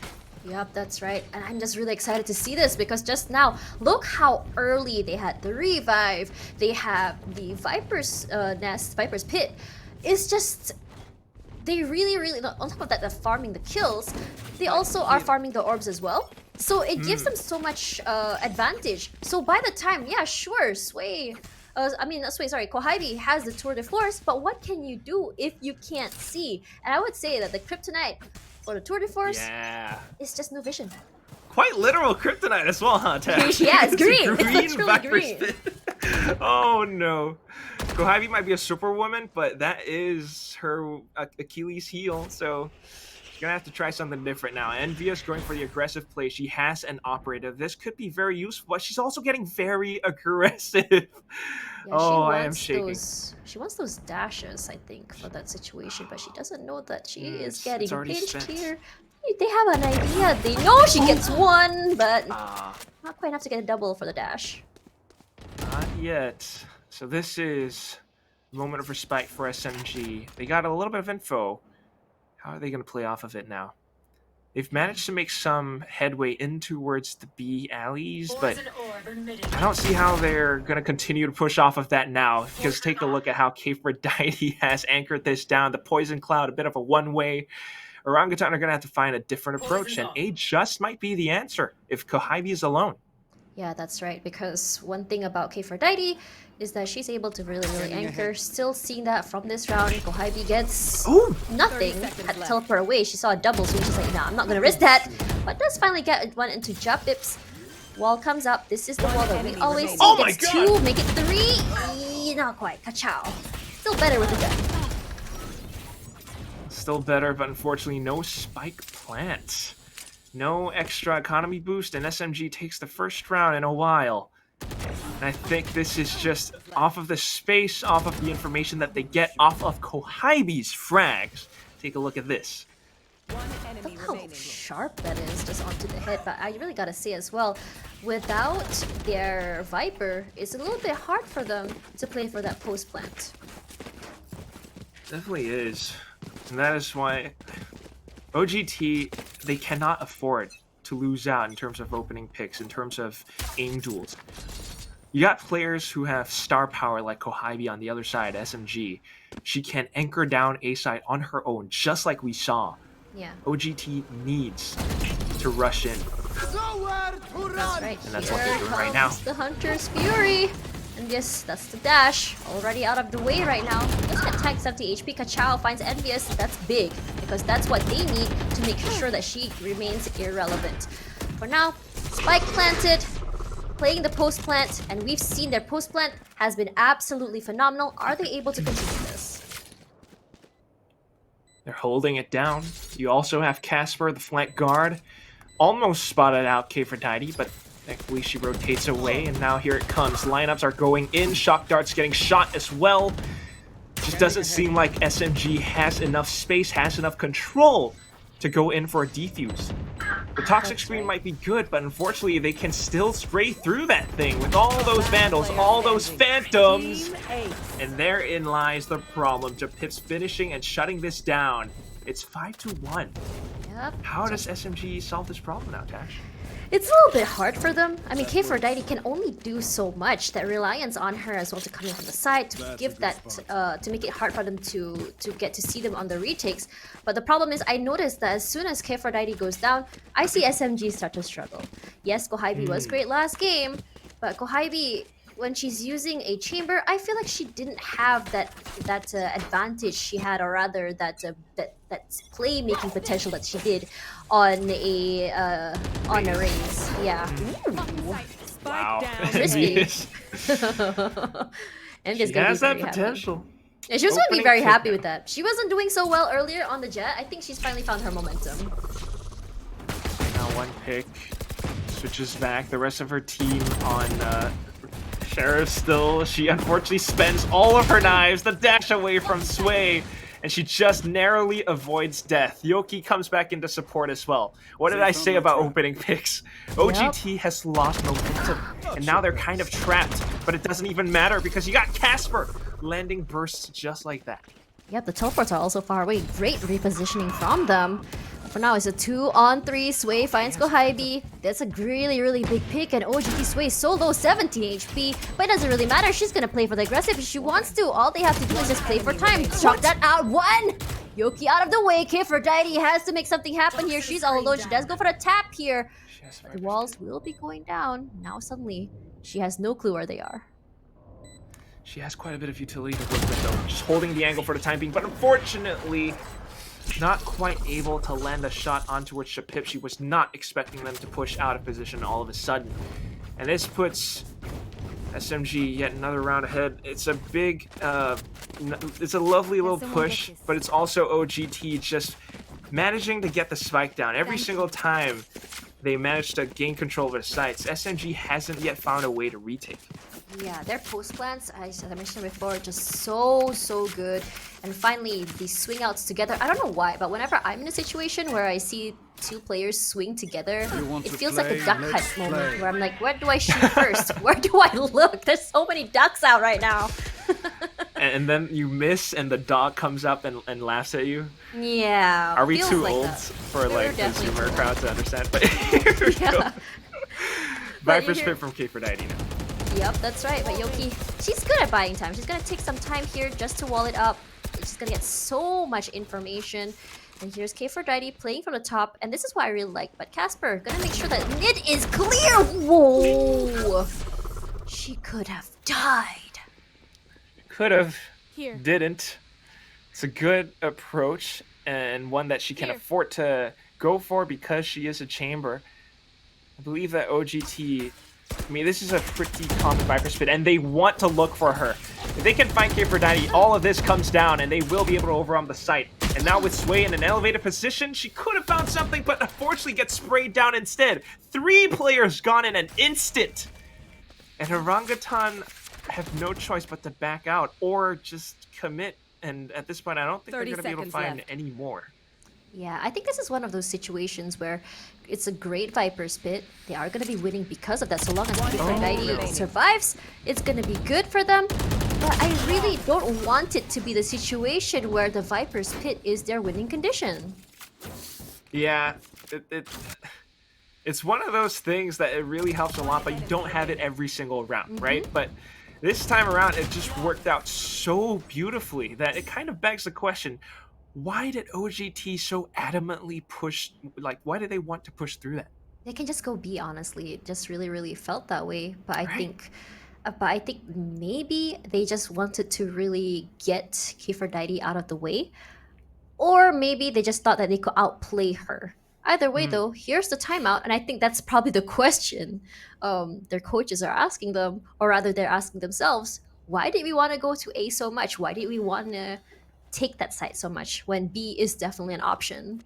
I don't know about you, Tash, but I'm kind of getting this sense from the Orangutan esports players that they are this rather emotional team, that they kind of love to support each other. They get that team buff where they're next to each other, Yeah. playing from Singapore right now. But that those emotions also kind of cloud your judgment sometimes. You kind of feel like, all right, I can take these duels. All right, I can make crazy plays and take down a Viper's Pit. Sometimes that's not the most tactical approach. And I think that's why it's so good for them to have a coach. Yeah, I think a term that's always mentioned, overheating. hunt.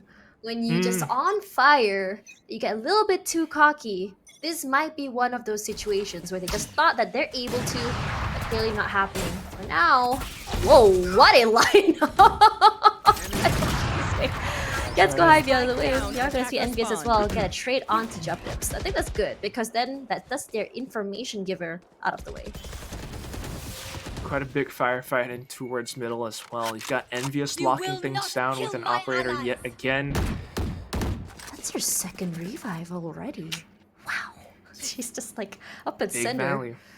Big value as well. They need all of their players alive. They want the numbers. And on top of that, Kohaibi out of the game. Which means that in terms of controlling the site, making sure that defense is good, it's going to be really hard for them. All they have... Oh my god. What's happening? No way. No way. Did they go They into got the numbers. thick of it? And you also got Sway on a bit of a lurk. Unfortunately not able to get the frag, but this is big information. They know what SMG is trying to do, and they have control over the site as well.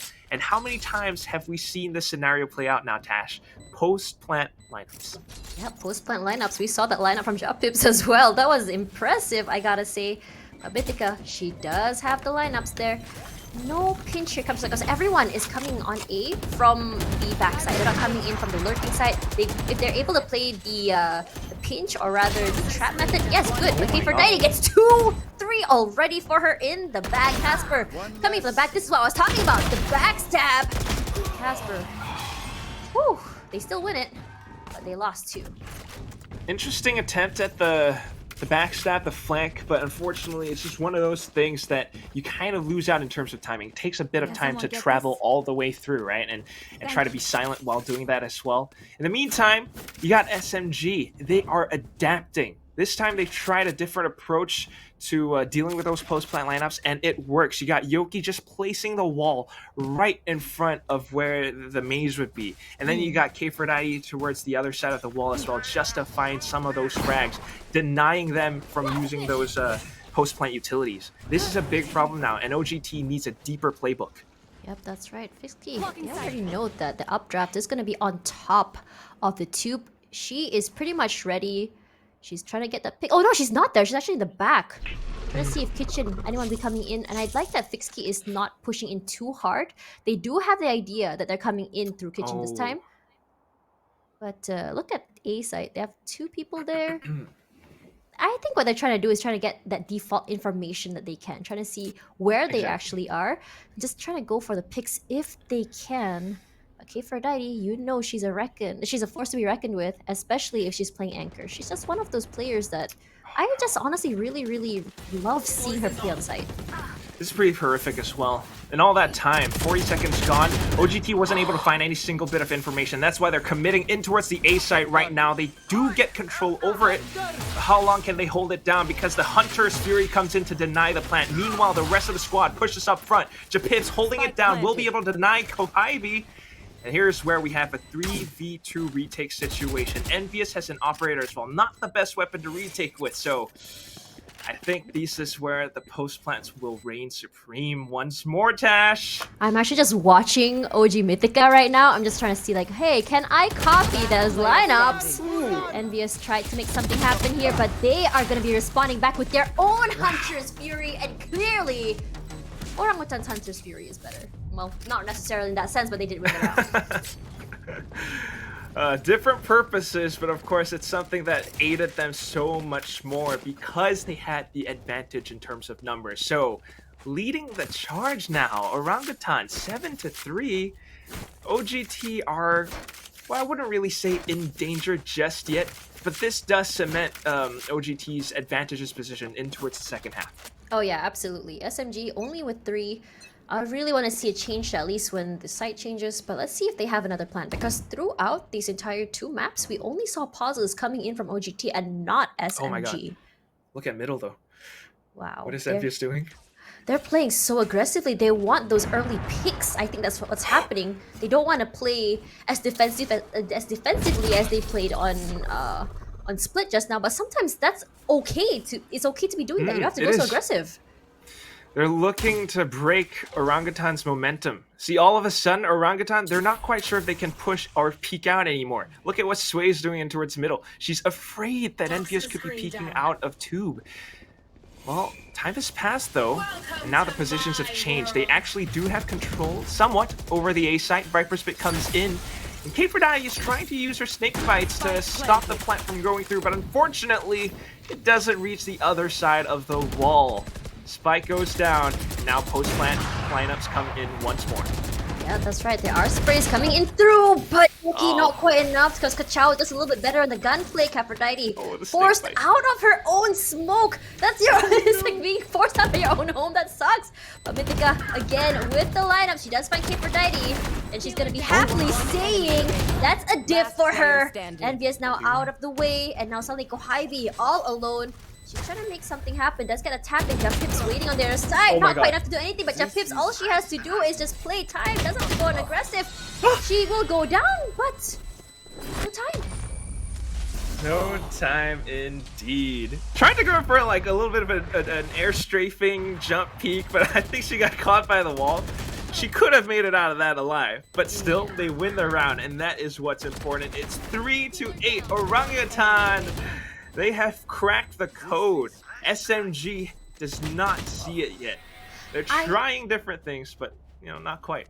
Yep, that's right. We just talked about tech pause. This has to be from SMG. Yep, I was right. So now coming back to what I was saying earlier, they wanted to break the momentum for Orangutan, but I think Orangutan is like really, really smart. They're playing really sneaky. They send a few people down mid, make so much noise, and then some of the rotations coming in from SMG. I was just talking about how disciplined they were unless they commit to a site. But the thing is, there are so many times that they left maybe K4Daddy on the site alone, but she just gets caught out alone. It's not like an anchor from what you see from a KJ that can put so much damage and you're just able to swing out and just get those frags if you want to. This is, regardless, it's still a Viper, and especially because they're coming in 3 people at once, it's hard for K4Daddy to do anything in terms of anchoring. You're right. It's different because Killjoy, you're not as vulnerable when you're using your utilities. Those are remote activated. If you're a Viper, you have to throw those snake bites down. You have to put up a poison cloud. It takes a little bit of time, and in that time, you are vulnerable. You don't have that same potential to stall.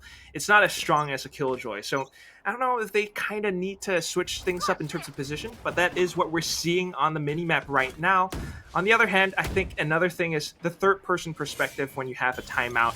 They can go in for some potential flanks, but this time around, again, just trying to stop Orangutan from gaining much control. Unfortunately, it's not working out too well. Yoki's trying to stall it even further, pulling up the wall, trying to find a frag, but she loses her head. Oh no, Tash. Oh no. It was just so unfortunate because I just thought about how K4Daddy had the advantage, especially with the slow thrown out, but perhaps she was a little bit too aggressive. This is not the same as we saw earlier on Split, where they just had to wait, but Envious does find Casper in the lurk. Vixkey wants to play on the aggressive side here, gets one, straight to the head, 2, not quite, because Kachao has the ran again. The ran again! The Spectre! It's doing so much for a 1600 credit weapon. Here comes Envious though, and she's putting the most out of her Blade Storm as well. It's quite the investment in this round because it's the last one of the first half, and she's finding the heads! It's down to the 2v2. Does she know where they are? We'll be able to find the first one, but unfortunately, Whis dashes away, goes back to the RPG Expendal, does not connect the spray, and Sway pulls this up to a 9-3. OGT look good! They really do. Now the question now is, would there be a 9-3 curse? Because this is one of those moments where you wonder if SMG will be able to do that comeback. Either way though, this is something that I'm very, very happy about, seeing Mythica on Viper able to play those lineups, and on top of that, so well, really showing Keferdite that yes, you may be a great anchor last game on Killjoy, but this game, this map is mine, and for Viper on my own main agent, this is why I look good here. She definitely does. I mean, she did tweet out this really weird coded thing that I don't really understand. It's in like See it. translated by Armenian or something, and you got all the really cool skins. I think like Sentinels of Light or something. I don't really understand it. It's very spooky, but you know, it's a challenge. She's thrown down the gauntlet, and SMG are not able to face it on Icebox, at least not yet. But again, like you said, Icebox is one of those maps where you see a lot of comebacks. I mean, 100 Thieves, Paper Rex. 9-3 is a real curse. It's so scary. I don't know what's going to happen in the second half, honestly. Yeah, and I mean, we talked about how on Icebox, mid control is extremely crucial, and I think that's what SMG was going for with those aggressive plays, or at least 2 people on mid side. They want to make sure that meat doesn't leak, and I think one of the biggest leaks I've seen in a lot of games is Kitchen, because you don't take care of Kitchen properly. Suddenly, you're seeing them all over the place and just flanking from the backside. But the idea that's coming in from OGT is that we'll try and make as much noise as possible on mid, and meanwhile you have 2-3 people getting onto the site, getting one of the biggest factors for wins on Icebox, which is the Viper. And with Keferdite out of the way, it's so hard for them to retake, play post plant, or even defend site anymore. Exactly, and that is one of the biggest problems that SMG face. But of course, now that they're swapping over onto the attacking side, they could pull a page out of that playbook. They could also try something completely different. And this is why it's very crucial that we see how Orangutan Esports actually goes in to defend. How will they position themselves? Because the anchoring is so crucial. You have to make sure that you stay alive, and you have to stay alive long enough for your team to rotate over. You lose it too early, and you just leak out those sites, and it's a big problem. Yeah, and on top of that, when you mentioned that staying alive is important, I noticed one thing. They really protect OG Mythica so that she's able to do those lineups. She's just comfortably able to just throw as many lineups as she wants, because no one's going to be coming from the front or the back, because she has so many bodyguards per se, because they always have the numbers in the end. Drop Pips. She's going to be something in the front there. There is a wall happening now. Up to the kitchen they go. Drop Pips with the long rotate here. They are going to spot out that, but look at that. Immediately smokes come out. So much breathing space for them. They're so fast. Oh my god, W Gaming! They just run all the way through middle, through the tube, into its kitchen, but unfortunately, even with that speed, it is information already for Orangutan Esports. Mythica predicted that, and she knew where they would show up. It's easy shots now for OG as they find yet another one. Will they expect Kohabi to come out from the toxic screen though? Somewhat, and this is not good for SMG. She's the only one left now, and they all know where she is. Finds the first headshot, but of course you still got 4 more players to go. Orangutan Esports secure the pistol round on the second half, and this might just be it for SMG. Yeah, we talked about room for error. This is, oh well, how the turntables moment for them. We saw this exact thing happening over in Split, and now suddenly SMG on the other side. We may be seeing a map 3 now, as you know, all they have to do is just win at 3 rounds. OGT just looking real good. How they take mid control, we were just talking about that, because we didn't see mid control from attacking side, from the side of OGT. But for SMG, yes, mid control. But the thing is, you have mid, but the other side's not quite. It's an idea, right? To go in that fast, get the spike down. But where's the follow-up? And this is a problem that we've seen in SMG quite a bit now. OGT off of the early aggression, off of the confidence. They're going for such aggressive plays. Do they know that the spike is on the other side? Maybe not, but this does buy quite a bit of time. Now that the rest of the team is pushed up in towards B as well, though, look at what Mythica's doing. Staying alive. Oh no, committing to sprays, though. Unfortunately loses her life. Yeah, we just talked about that. But how crucial having is a Viper on your team is. A spike finally does get planted this time around. You are seeing some trades. It's still a 4-on-3. Chow! Surviving with the skin of her teeth. Envious not quite able to get that pick. Despite that, Aphrodite trying to play trying to get some information from the side. Not quite enough to do anything, but Fixkey wants to push forward now. But look how low Fixkey is. Really? They do have quite a number of guns, though, and this is where they can do quite a bit of damage, but the Pits will be able to do just as much. Spectre spray and praise, and it works so beautifully, but Fixkey has the advantage because the defuse has to be stuck. SMG actually pull off quite the thrifty. That's right, but I think that's like what I mentioned before. Again, that Viper. OG Mythica, all she has to do is stay alive. A little bit too open healers there, and that's what we talked about in terms of overheating. And this is one of those moments, I think what's really exciting to see about OGT is the fact that just now they were overheating, they had a timeout, they kind of cooled themselves down, and suddenly they were just back to playing as normal again. I'm really hoping for that reset again, but now OGT just so way ahead. It's so hard for SMG to do anything. But then again, we've seen Paper X pull off wonders. I wouldn't be surprised if something like that happened again. Well, I don't know about you, but I'm kind of hoping for that map 3. Same. I really want to see how they Going perform on Haven, right? For now, NPS a little bit too aggressive. So Heidi can find OGT Sway out of the way, but there are some picks both left and right here. But OGT lost 2, and that's Kachao and Sway. Now they got to set up their post plants. They're playing it differently, though. Take a look at the mini-map. They're playing a lot more forward positions as compared to how Orangutan were playing in the previous half. Orangutan, though, trying to find some picks, isolating some duels. They will be able to get one, but not before the trades come in. The numbers are starting to thin. Yoki has this in her bag. Fortunately, loses her life. Now Fixkey shoots in a shot dart. Kill. There's yet another. Casper has to avoid this, and now the timer is ticking. Allows for Kohabi to swing from the same angle yet again. Casper did not expect that, and now SMG slowly starts to come back in. Yep, that's right. SMG just needs to figure out that Rubik Cube, what makes OGT kind of tick over on this map. But the question now is does OGT have different strats playing this? Because now that they figured that out, what can they do? What other way can they kind of like counter this play coming in from SMG? Because clearly what OGT is good at is buying time. They're so good at getting that information and reacting to that information. SMG though, they're playing it really different, and I think that's what makes SMG a little bit more adaptable. But unfortunately for SMG, the adaptability took so many rounds. I have to say, I mean, like, you're talking about how SMG plays, and the depth of their playbook really shows how much they have in store. I mean, some rounds they just W gaming run down mid. Other rounds they try to pull off fakes and then suddenly execute in towards the A site. It's really hard for OGT to defend and beat against a team like this that they are starting to go for these aim duels now, and they are not winning them. Yep, that's right. Aim duels, I think SMG just a little bit better there.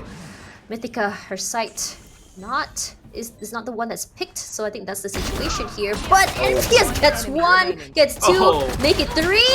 Not quite nearly though.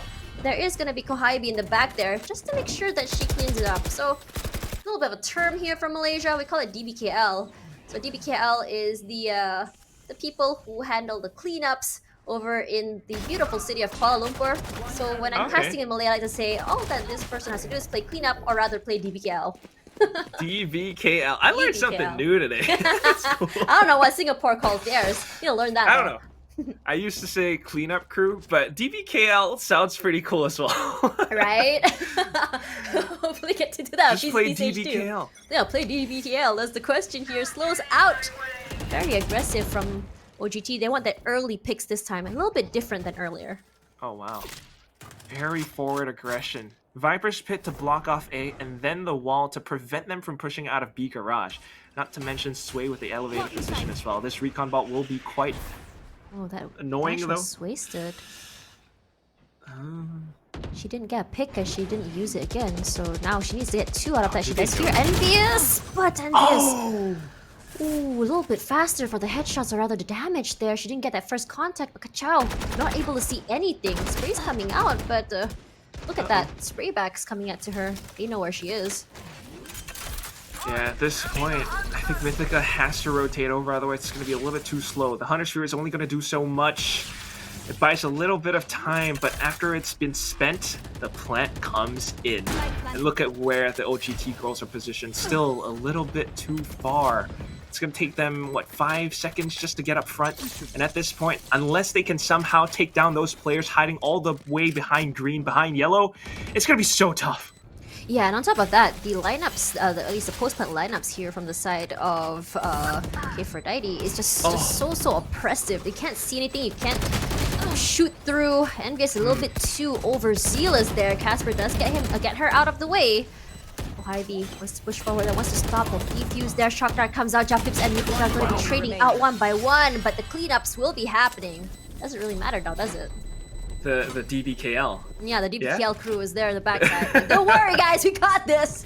We got this. We'll pick up That's the the trash word, for you though, I guys. think. Oppressive. That's something that you said earlier, and that is how SMG, or at least that's how Icebox gets to be played, especially with a composition like this. You get the site, you play further back, and that is why OGT, it was a very interesting attempt that they had earlier on with Sway going up aggressive, with Kachao placing that wall to block off the Raj.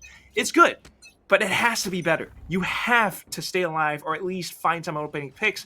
Otherwise, you lose out in terms of that gambit. So I think they're trying to play a little bit more defensive now, especially with the fact that they only have pistols. But this is where SMG gets to close in on that gap so much more. I mean, this is starting to look possible. That's right, here comes this raise. Angus has to dash out, but Fixkey will be fighting Mythica. And that is something not good, because Mythica is definitely needed for the post plant, for the defuse, for the defense in general. But look at that, SMG gonna be playing the same playbook that that was played earlier before from OGT. They make some noise, they force that rotate coming out, immediately change and just make a beeline for the other side. Now suddenly, playing the retakes is so hard because they do have Aphrodite with her main, not lineups per se, but with her, just her defense in general, her smokes, the wall, makes it so hard for them to see. There's just not much that they can get from this one position by screens because of that wall, because of the positions that the SMG girls are playing. I mean, look at Gohaibi. Finds contact, dashes up front, and sprays them down. Japips is down to 60 HP. And at this point, there's no way that she wins this. Yeah, but she still able to diff find as one well. dig, but yeah, there we go. Yeah, Yoki gonna be saying, "Yep, that share is mine now. Thank you very much. Very nice skin." But unlike VCT Masters, we're not seeing teabags here. Everyone's very polite, which I really love. Always gotta love that. I mean, I still love seeing Dapper just go crazy with the teabags and the dead yeah. throws. That's always fun. We'd like to see the girls play that a little bit more, but I think they're just trying to make sure they can win the game right now. OGT, second timeout for them. This Game Changers, this is FSL. It's a lot more wholesome, and of course, they get one timeout per half, and this is something they're gonna use to stem the bleeding. It's SMG starting to mount a comeback, but all OGT needs is 2 more rounds. So sometimes, you know, take a breather, stop that momentum. Sometimes also that third-person perspective just to figure out, all right, what's going wrong? I think they need this breather just because they're getting a little bit too emotional. Yes, that was a pistol round, but they're also going in for a lot of these angels, just trying to find these picks that they are not getting. If they can play a little bit more defensively and maybe play how SMG plays, right? Get information, slow them down, and then pick them off one by one, they won't be able to get control over sites. Yeah, and on top of that, they really want to be able to keep their guns this time around because the economy not looking great at all compared to SMG. On top of that, they really want to stop that momentum coming in from the side of SMG as well. Because one thing that I did notice about SMG is once they get momentum, they can really just keep rolling with it. And they can't afford to let SMG just really go with the heat. That's what they do. Look at how confident the SMG girls are now. They have the momentum, they have the ultimates, every single one of them, by the way, and they are just gunning in right for this one position. Envious perched up on the top of that thing, now pushes up front. Unfortunately, walks right into Casper's crosshairs, though. And even with the Viper's Pit, Orangutan Esports has the potential to find something. They've got so much utility. Yeah, I mean, Aphrodite, all they have to do is just find her. But look how aggressive they are. Gohaibi, she's playing a very aggressive angle. They're just waiting for any when coming from the back, coming from the sides. And all they have to do is protect the Viper. That's the game to play, Gohaibi. That's fine. The other Casper. Oh, Mythica with a double. Sweet. Suddenly. Ooh, that's it. I blinked, and the round is over. That was really fast. That was really fast. I mean, what in the death squad is Orangutan Esports playing? And this is why it's so much more devastating than SMG, because even with the Viper's Pit, yeah, protect the Viper, sure, but what happens when you're doing that? You are all bunched up inside of that one Viper's Pit that it allows for Orangutan Esports to spray through it, to dump snake fights. And that blocks out some positions where Sway can actually maneuver in with her Blade Storm, close quarters battle. She lands those shots. She finds those headshots. And all of a sudden, OGT are at 12-7. This is match point now, Tash. Yep, that's right. That's the overheat that Sway. they needed to stop. That's not gonna be happening. Sway, a very aggressive angle here, wants to get if she does get Kifrodite out of the way, it's gonna be really good. Oh, she has a lineup here. She's trying to find that angle. It's taking a while now. Nearly loses her life for it too. Maybe not practice lineups during a tournament. All right. Still alive, though. And that all that is matters. quite a bit of information. They know that Sway is up around middle with an operator. Yeah. Which is why they're being extra careful about pushing out of yellow now. Yep, but Kfrodite, she wants to take A if possible, but the spike is going to be left on the backside there. They just need to find out where exactly they're going. Japips as well. She's just waiting for that call just to let loose, but Envious, Ohaibi coming from the side there, gets Mythica. That's what they need. Mythica out of the way. Shock Dart comes through, wants to stall for time, but the thing is, what's happening? Playing it slow, but Japips a little bit faster than Envious there on that first contact. Ohaibi, some information is out. There is gonna be the revive coming through. Kefrodite back in the game. That's not what they want. Trying to pull off quite a fake. Unfortunately, they're losing numbers to Sway. Kachal comes back in as well. Finds the first headshot, maybe not the second, but the damage is done. You got 13 seconds. Do you have control over the site? Not quite. Japips is up in over by Rafters. The spike might go down, but now they have a window of opportunity to push up front. Yeah, that's right. They're going to be playing from all the way on the backside there. It looks like they're not very confident that they can actually really hold it. Hunter's Fury does come out. Solve for time there. Sway gonna hit one, but Yoki a little bit faster there. Japips gonna get Yoki out of the way as well. There is a shock dart coming through. Shock dart out. I think they're running out of time, but Fixky gonna find Japips finally. Round 20. Gonna go to SMG. 8-12. All OGT needs is just one win, but sometimes that's the hardest round because there's so much pressure as well. It's something that gets into your head.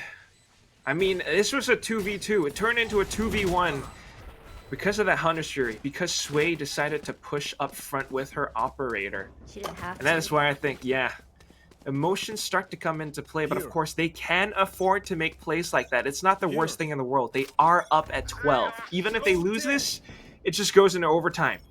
Yeah, You just need that one round.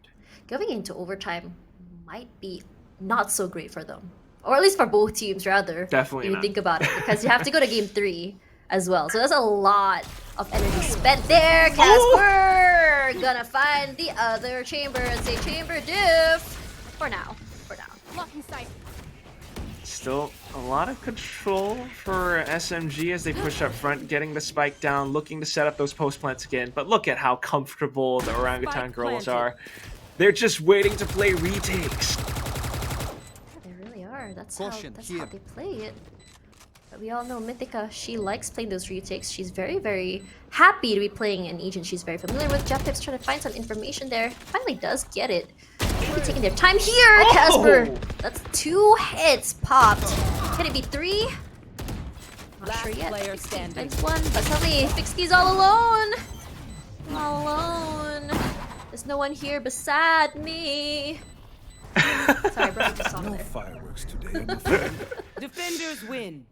Oh, well, sometimes that's what happens when you're trying to play post plants and your opponents are expecting it. This is Orangutan's playbook. They know that play all too well, and they just go in at the perfect time, and all of a sudden Fixie is, like you said, all alone. She's all by herself. No, you're wrong. I sang it. Okay. I don't know the song. I'm sorry. Oh, I don't know. I saw a donkey singing Shrek, and I don't know why the song never left my head. But anyway, Remember coming back. Shrek now? I know All Star. But do you know who the MVP is? For me personally, I really gotta give it to Mythica. I think really so too. Yeah, I really gotta give it to Mythica because I really like to see. Yep, there we go. There you MVP go. Mythica, 16 kills in the bag for her, a 251 combat score. I mean, I'm not surprised that Kohaibi will be taking that. But you know, we did talk about how Envious sometimes can go a little bit too aggressive. She needs a little bit of a, I wouldn't say emotional support, but she needs to just kind of like keep those emotions down. Sometimes you think like, yes, I can get those frags if I want to, but sometimes it's okay. I felt like SMG a little bit too aggressive on defensive. They didn't have to be. I wondered, like, my question now is, where did the discipline we saw over on Split go on this map in particular? Yeah, on the defensive side, I mean, it just kind of got cracked wide open by Orangutan Esports consistently able to take control over the A site. SMG were not able to play retakes at all. Conversely, Orangutan, you know, this is their map, this is their strat. They know how to play retakes, just as we saw in that very last round. And a lot of these plays are made by them together as a team. The only times that I think one of the reasons why they lost quite the number of rounds is because they started to get a little bit over aggressive and started going for duels that weren't the most necessary. And that is why we start to see, you know, the damage. Yeah, 100 more goes to SMG, but still 13-8. They win this map, and that pushes us into the next one, Haven. Yeah. I'm really excited not for Haven. sure. I'm actually not sure. I mean, same here as well, because it is a 3-side map. It's so good for lurks. It's so good for playing those mind games. You want to go A, you want to go C.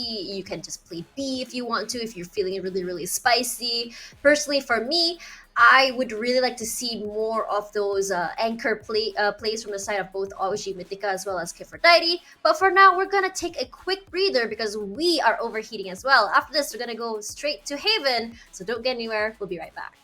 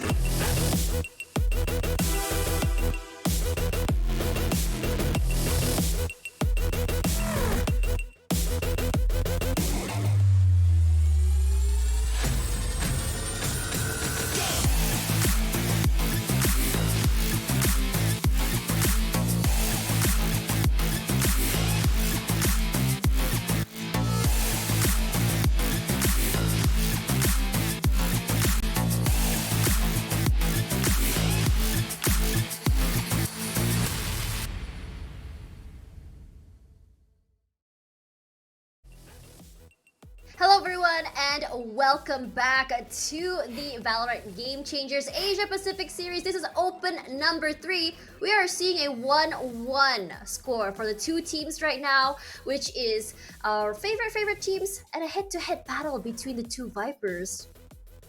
I mean, yeah, Mythica versus K4Daddy. That's what we just saw in Icebox. They took it 13-8. But you know what? Moving into its Haven, I don't know. I don't know. I really don't. But let's have a look at the stats though, just for a little bit. So for SMG, we do know that for Haven, they're pretty okay, I think, for both sides of attack and defense. I think that's why it's so great playing Haven, because in terms of attacks as well as defense, you can really, there's so many options for you. There's so many different ways of playing on the map. You want to go lurk, you want to go just straight up zoom in onto the site. I mean, we do know the Brimmy with the Stimmy is still very much doable, but you only get one chance this time compared to 2. Yeah, that's the scary thing. And I think this is why SMG might just default to comfort picks, and they're going to play a little bit more confidently this time around. I mean, previous Open, they were experimenting around a little bit. We saw Kohibi on Cypher, which is a sentinel. Like, you know, Kohibi so sharp. It just didn't really make sense to me. But there's something that they were trying to experiment with there. This time around, though, in the group stages that we saw last week, they took 13-1 against a team called Griffin Esports Academy. 13-1! Wow. And of course, Kohibi was on her default Raze. We saw it on Split. I think Kohibi, she could do the same thing. It's true. I think Kohibi is very, very confident when it comes to playing Raze. I feel like she didn't shine as much on a chamber, so it's best to leave her to play what she wants. But if you look at the stats, though, they have 5 different comps they can play on this map, which means that they're very, very flexible. They can go double duelist if they want to. They can go double sentinel if they want to. I'm just really sad about is that they're playing on this patch where it is 4.08, but you can't play Fade just yet. And I was just so excited, just like, oh, so many things to talk about in terms of a Fade. But it's still not enough time though for them to really practice the Fade. Yeah. But for now though, I'm actually surprised that we aren't seeing more Skies on this map. Personally, I really like seeing a Sky. There's so much information for you to get. She can be very oppressive if she wants to play that close quarter as well with her guiding light. Either way though, that's for SMG. But when you look at Team Orangutan, for their Haven plays, they have a better percentage in terms of win rates on attack compared to defense. So this is something very interesting as well. They only have 2 different comps, both of them involving Breach. And I really think that they know how to play a Breach, they know how to play together, but the only difference between their 2 comps is either they have a Chamber or a Killjoy, which I think both are very, very oppressive on Haven. When you put Chamber on A Haven or even on C side, it makes it so hard to get onto site. Even on B, actually, if they want to get some extra information. As for Killjoy, it makes it hard to get into Garage, makes it hard to get into B in general. So yeah, there's a lot of ways they can play this. Personally, I might prefer a Killjoy just because, you know, it's a little bit more comfortable on the defense, on anchoring. For real. Just throw out utility, sit back. I could just wait. Right? That's what K4Daddy did on Split. But, you know, some of these teams, they prefer going for Chamber. They prefer that fragging potential. I don't know if that's going to help them this time because, you know, it really is that feast or famine type of agent. You need to land those kills with the Headhunter, with the Tour de Force. Otherwise, you just kind of get axed, and then that's it. So I don't know. I'm just looking at previous games that these teams have played. They have picked Chamber. Mythica is one of those. K4Daddy also going for the Chamber pick. This could be that very strong hit-to-hit that we're looking for. But if we're talking about team strategies, I don't know. Some of them might just be looking to go for that surprising composition that the other team doesn't really expect. I mean, you were talking about Sky earlier. Zeta Division is one of those teams that really surprised everyone at Masters with one of those compositions that featured a Sky. They had perfect retakes, perfect coordination. If SMG can do something like that to surprise Orangutan, they might have something in their bags. Yeah, that's right. And I think in terms of how we saw just now on Icebox, the post plants for the side of Orangutan looked a little bit more solid. So when you play in a map like Haven, C is a little bit more easy to retake compared to A, I believe, because A, there's so many different corners you have to clear when you come in from CT side. However, I really want to see which agents, which comp they're gonna go for, and it looks like wow, my God. Kohibi gonna be playing the Sky. I don't Okay. know why. Am Okay. Oh my God. Am I a genius? Oh, I'm just kidding. I would say so. I mean, why not? But it's a very curious pick to me because of all players to go for a non-duelist, it's Kohibi. Kohibi, you know, with the on the rays, that just makes sense. Kohibi on a Sky, that's interesting. It's not bad, but it's different. I mean, when you've seen players like say Forsaken or even Famous from Persija, when they play Sky, they're given the way they play it. I mean, for aggressive players, how they play Sky aggressively is they use their utils selfishly. They don't necessarily flash for the team. They flash for frags. They can go really aggressive, and I think if you say Kohibi wants to play the style of Famous or even Forsaken using a Sky, I think she can be enabled with those utils if she wants to be. There is that potential. She can do that. But what about the rest of the team? That's the other thing that I'm so curious about. I mean, Orangutan, they don't have that. I don't know if that's something that's going to bite them in the back because, you know, even though Kohibi can play selfishly as a Sky, she can also flash for Envious, and she can be that support that Envious so desperately needed on Icebox. Yeah. Orangutan, on the other hand, no Sky, no real flashes apart from perhaps Omen. But yeah, apart from that, it's again going to come down to some of these duels. Yeah, it's gonna have to. And I think when it comes to gunplay, I just really gotta give it to SMG. They're just a little bit better with those guns compared to Orangutan.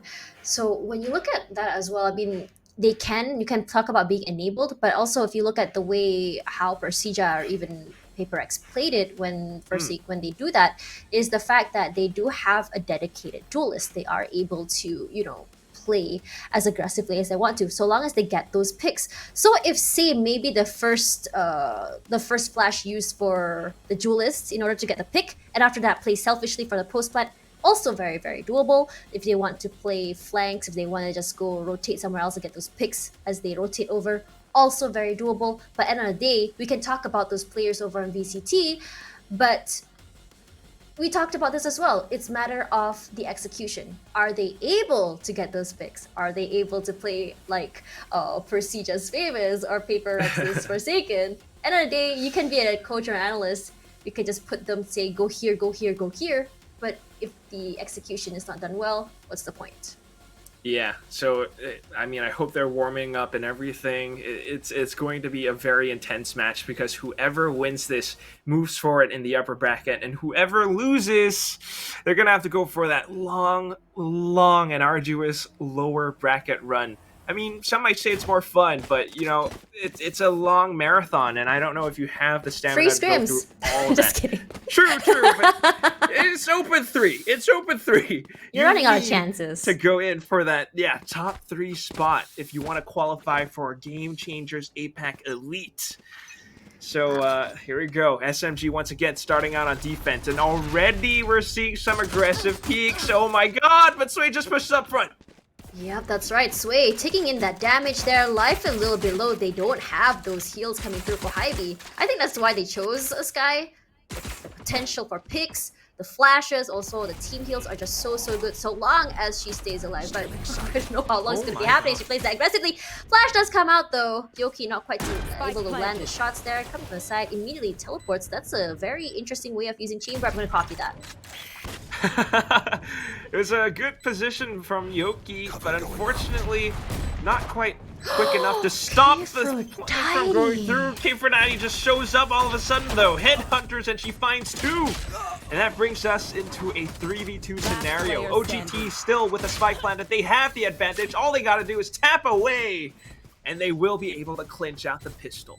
Yeah, honestly, just so well played as well. B is one of those sites that's just so easy to plant, also so easy to lose at the same time. It's just so accessible from so many different angles. And I think what SMG wasn't expecting was them to actually just go straight up onto the site, just walk through the smoke. And, you know, I think they wanted to play the smoke operator from Yoki's side, but Casper was just like, nah, let's just run through. Yeah, it's just running through it, and it's I'm not not in the even mood that to sing today, I'm sorry. terrifying. Hey, sing-songing is it's good. I love it. But here we go. Let's see if they can make those guns sing. Because Kate Verdati is already holding quite an angle, quite a position. She has to teleport away, but unfortunately the Spectres just pepper her full of holes. Now they have control of the site. Spike gets planted. I don't know how SMG can retake this. They have two shorties. Yeah, I mean, Shorty got them apple. We're gonna get DMs here. I swear to God, but Kachao clearing out Garage right now. It's so hard for him to go in from the backside. So hard for him to go in from Garage. Oh Envious no. tries to make something happen, but this is the problem with Envious. But there player is the mini standing. Spectre, but they made a sound when they picked it up. That was another mistake. Didn't know why she looked away there. Suddenly, Kohaibi all alone. She does have the Shorty. Gonna wait out in the corner there. Coming from the back, she does get one, but not enough to do anything. Chao got shot in the face, but a little bit too far. Yeah, unfortunate. Orangutan, the whole club of Orangutan Esports were in the they were looking at Kohaibi. Okay, Yeah. that doesn't really work out. No, not But really. she's got the boots at the first. Nah. She does have it. She got the apple bottom jeans too, I have to say. Unfortunately, those retakes just not really working out, and the No. defense is. The post they plant kinda went defense for a is so gamble. good. This is the same thing we saw in Icebox too from Orangutan. I love seeing that. Aggressive plays, and this time it works out. But let's see if they can continue on with this momentum. Remember, the bonus round now. SMG has the rifles, and along with that, a lot of potential to shoot SMG in the face. Or the back, rather. She's going for the lurky lurk here. Kohaibi very aggressive. pushing Just out. waiting. But I think this is the cutout of the sound is making it really confusing. There is a teleport coming through. Casper. Immediately, someone Freezing. moving out of the way. And Fuse knows she's waiting. Gets one. Not quite have to go another one. But the flash will be the bane of her existence. Japips with two now. Such a smart way to take control over A-Long as well. Waiting for those baits, waiting to play off of each other's contacts. They've got down A. flashes in hand. And even with Fixky doing whatever she can to stop them from getting the spike down, unfortunately the trades go through. It's down to the 2v3 retake yet again, but this time they've got the guns, they've got the positions. They might not know that Cape Verdati's behind, but Not your best. fortunately she's gonna have to isolate every single one of these duels. The first one goes down. Now she needs two more. Starts to creep up yet again. Manages to spot Casper, but here comes the paranoia. She was really evades good. it just so well. But does she know where Japips is? No! And here comes the triple. Along with that, 3 wins for Orangutan. It's 3-0. They secure the bonus. Yeah, I really have to say they didn't have to play it that aggressively or that forward, rather. I think what they were trying to do is go with the flash from the sky and just Envious get able to get those picks. But the problem was the flash from the side of the breach was just from Kachao, rather, was just a little bit faster. And they're not able to do anything at all. And we talked about this before as well in terms of SMG. They don't have to play that aggressively. They didn't have to. But yet they're still doing it. Either way though, they did learn. We're not seeing those aggressive peaks from A side. Immediately the rotation's coming in and everyone's coming onto C side. It's just these fast plays that I don't think SMG are expecting. They're trying to do what they can, though. Look at this positioning from Kay. She's able to find one and instantly rendezvous out of there. The damage is done, but unfortunately still, firepower incredibly strong on Orangutan. They just brute force their way into the site. Are Kachao you finds the double. serious? That was just so beautifully played. And I really want to highlight something. When Orangutan went to C, what they did was a very interesting play. They came in through Garage, cleared that out. But the thing is, no one was actually fully holding Garage. They had to give the space because of the smokes. And on top of that, they just ran straight into C. And when you have that much control over an area, on top of that, 2 areas as well, plus the backside is choked up with smoke, what can you do? Surprisingly, not much, unfortunately. No guns, no hope, and this is now 0-4, calling in the timeout now. And they're looking to fix whatever they can. Remember, this is the last chance for SMG to stay in the upper bracket. And this is just day one, too. It's already feeling so intense, Tash. It really is. On top of that, what's really scary is the fact that Mythica, OG Mythica already said on the tweet, she does better, they do better after map 1. And they're really, really showing that they can back up their words on that. Because some teams, they say, oh, it's okay, round 1 is always that get to know you moment, that situation where we kind of like warm up. But she's actually meaning it. They're actually doing so, so good. They're on top of that, they're just taking sites so fast. They know how to play post-plant, regardless if they're playing A or C, where people say where like, you know, A is just so hard for to do retakes. They can. C, so much easy to do retakes, not able to. Just so good at holding on. Yeah, it's because they're holding down spots like Garage, and surprising to see that SMG are unable to actually play for retakes right now. They're going in for a bit of early aggression, but unfortunately Yoki pulls out utility at the wrong time. She tried to peek in, and unfortunately sustains a little bit of damage, and at the cost of 2 of her teammates now. Losing control over B side as well. Caper Daddy only has 4 rounds left in her chamber. Yoki redeems herself, peeking outside of Garage, but unfortunately control of the site has been lost. Peeks out yet again, and loses her head. It's all up to Caper Daddy now in another 1v3 situation. Yeah, it's gonna be clutch for Daddy really again. hard. Oh, probably gonna be really hard. Look at the utils coming in from the breach. Sway from the back. She swayed to the side. Got the kill. And Shadi got low. Well, I don't know where that one came from, but sure. I was trying to redeem myself. But sure. But alright, moments passed. It's 5-0. Orangutan are just dominating right now. They're on fire. They're just going off the heat. They're playing really well. They feel really good. They know how to play it. They know how to hold it. They take what they can. Rather it be an inch of the site, they go away and take a whole mile. Teleport's ready. And that's just how they are playing this.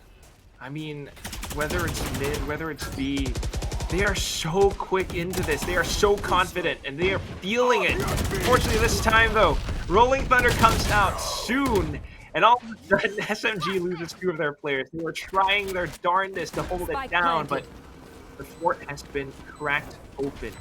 I mean, we talked about this comp before for SMG, and you mentioned that you would rather prefer a KJ than a chamber, and I think we actually see why. It's just the fact is, a KJ is just not only more versatile, you're not reliant too much in a situation where if you don't have vision, you can still kind of like play defensively, and just remotely activate your nano song pods, and yes, that's 2.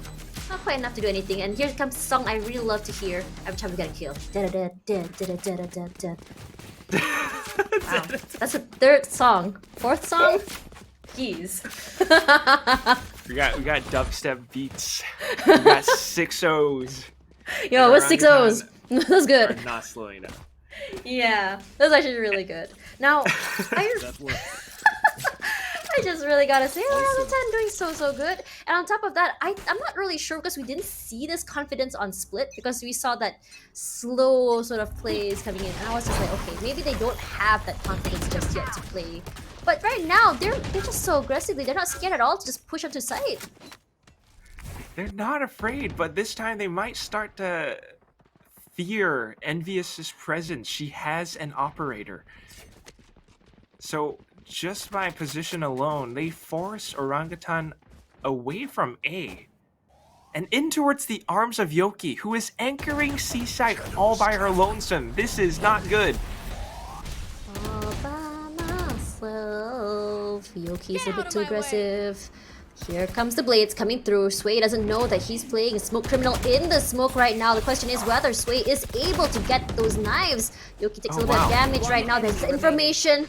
That's the crossfire you want to see from SMG. Suddenly, how the turntables, Casper's alone. Oh, she peeks out of it though. Unfortunately not able to find Yoki's head.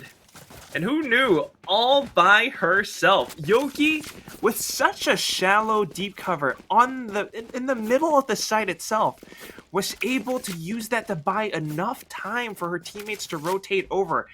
And once the cavalry arrived, they managed to retake the site, or at the very least, defend it from the greedy hands of Orangutan. Now 1-6. Let's see if they can continue on with this. Yeah, they didn't check the smoke just now from the side of Yoki, so she's able to really use it to her advantage. Smoke Criminal should be her new one. Either way, no Recon's gonna be able to get some information. Suddenly Orangutan playing that way they did again on Icebox, where they just kind of go 2 different ways, make some noise here and there. Meanwhile, look at the spike, going straight into A, but they do have one person there, but Envious gonna be the one picked out. It's a trade. And that is a big pick as well. Might be a trade, but it's an operator at that. And now they're playing off of it as well. Oh no! The shenanigans. SMG are confused, but it doesn't even matter because you've got Yoki anchoring down the C site, excuse me. She's able to stop them from pushing up front for the time being.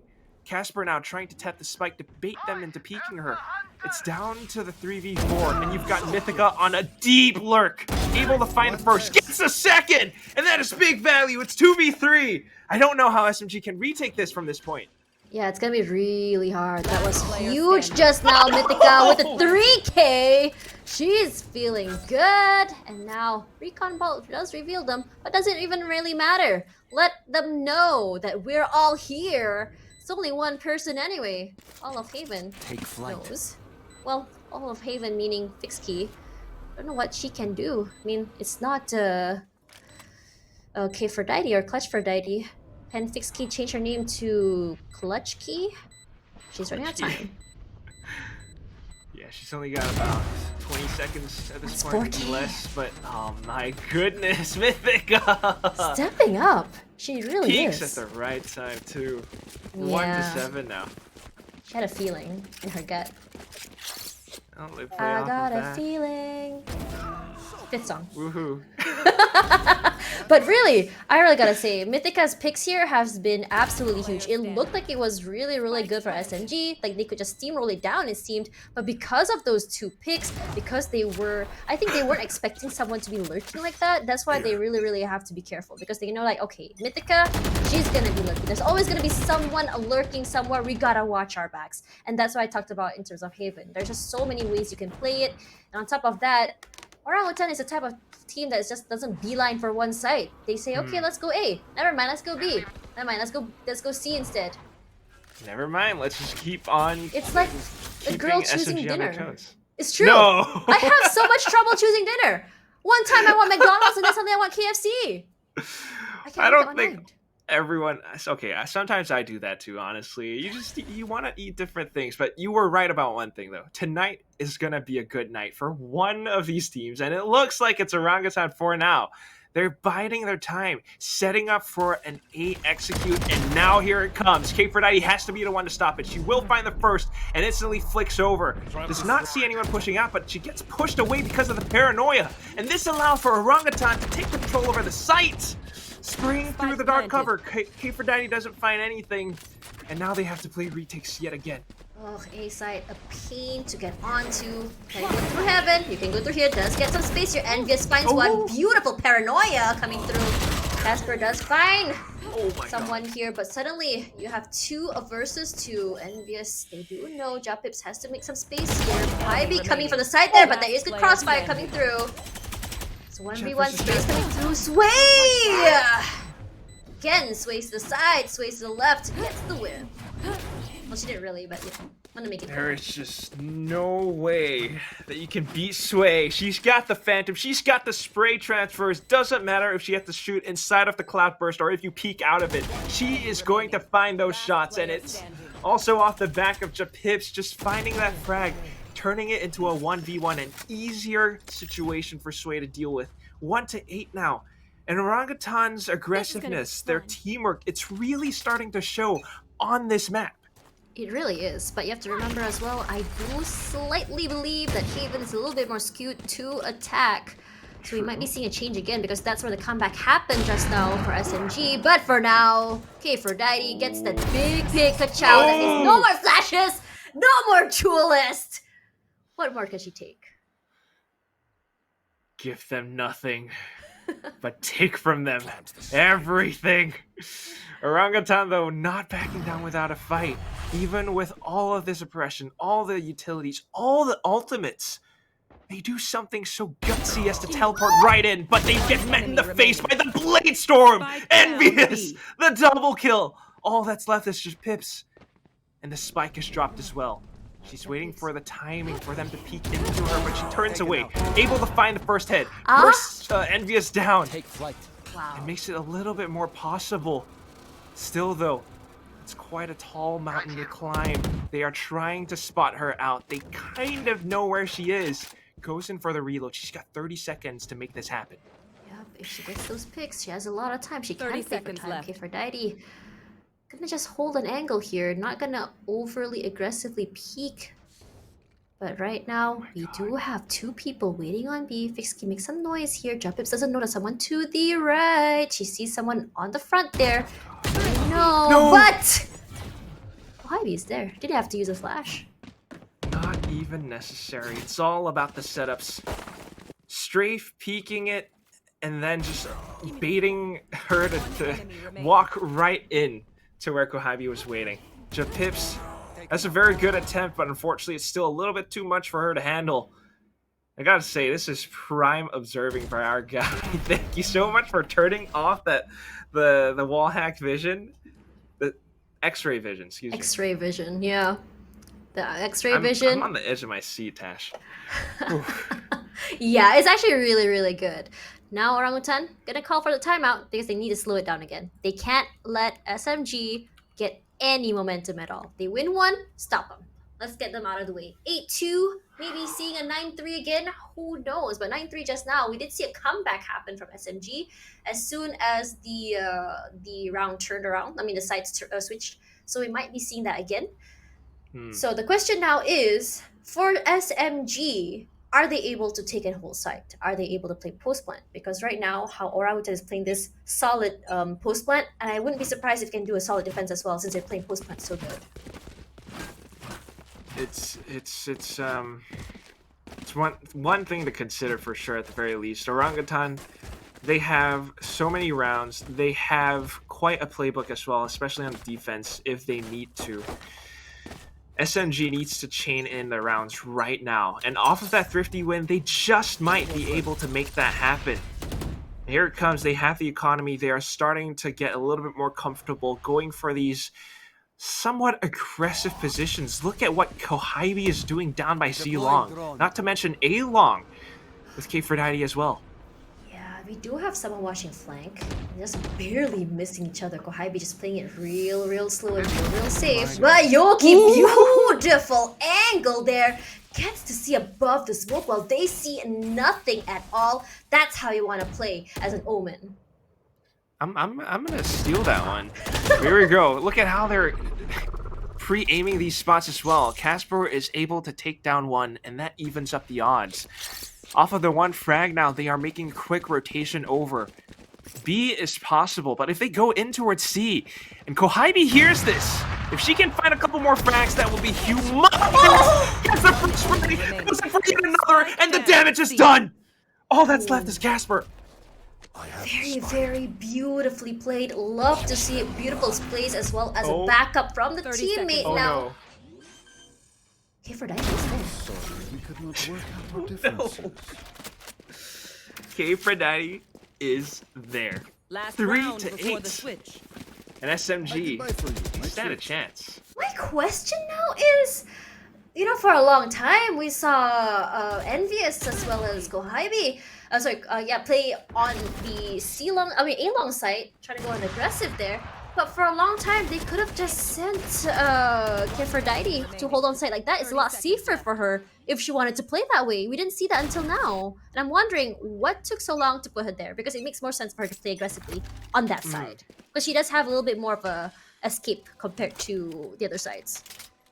I think it's a mental game And now that they've managed to win that thrifty round, she's just started to feel a little bit more confident. But of course, OG, they are trying different things as well. Take a look at this. Execute onto C side. Can Yoki anchor it down yet again? No, she is stunned. Kohibi pushes up front, and it's a little bit too aggressive. She finds one head, but unable to flick onto the next. And all that's left is Fixky.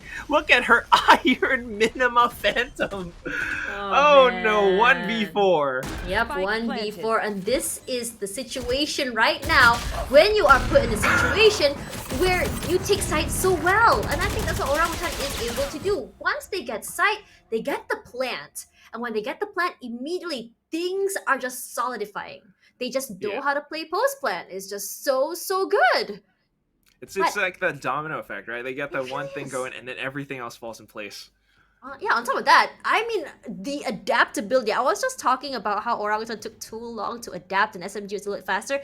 I take it all back. They immediately saw that Kifradite was watching A long. They're like, okay, Mythica, you have your ulti. Tour de Force, let's see who can outgun who. Immediately they got one. She wasn't expecting that to happen. Definitely not at all. And that is just the things that you can do just because of the situation that they are in right now. And SMG, I mean, it's 3-9. It's not over, but they really do need this pistol round. They really do. They need to just make sure that they can stay alive, get the pistol, win the round, and keep it going for another few more rounds. They do have some room for error, but not a lot. Not a lot. And that's one of those things that kind of makes you think. You're forced into this dilemma. Do I want to play aggressive? Do I want to kind of keep my opponents guessing and pull off some kind of a crazy strat? I mean, they have the potential to do that. They got Kohibi on a Sky, and that allows you to initiate big fights and take space on sites a lot because you have a flash. You have recon abilities such as the Trailblazer, for example. It's something that you want to think about, but then you might also want to play defensively just because you don't have that many room for mistakes. So it's tough. This halftime is very useful for them to think it through and discuss it as a team. Yeah, they really did. And on top of that, I really want to just say that how Orangutan played it, the mind games, which are so good, it keeps them guessing. One moment you think there's so much noise happening on C, but suddenly Spike is already close to A.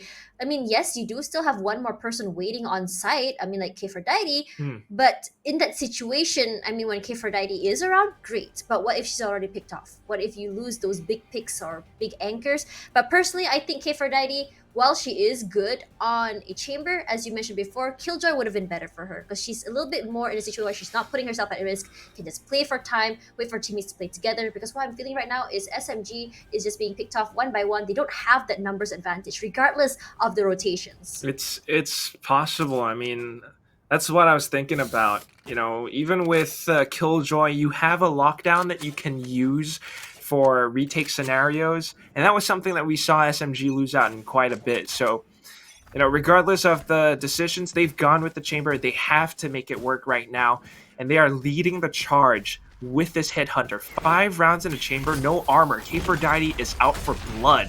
Unfortunately, the stun connects though, and that slows things down a little. Yeah, just so Oh my aggressive, God. envious from the side. They didn't know that she already is itching against one. There was no communication happening there. What happened? Not quite sure. They weren't aware for some reason about Envious coming in from the back, but here comes Sway. She will be able to get the first one. And off of the frag, one charge towards her next Tailwind as well. This is not over yet, and OG, they want to make it happen. Sway gonna get Aphrodite, but Yoki does get Kachao out of the way. Sway is out for blood. Let's talk about her, but Fixie with the mini ran again. Jepep's gonna be spotted out here. Well, not really. Gonna have to move away, give that space, but not able to shoot out that dart.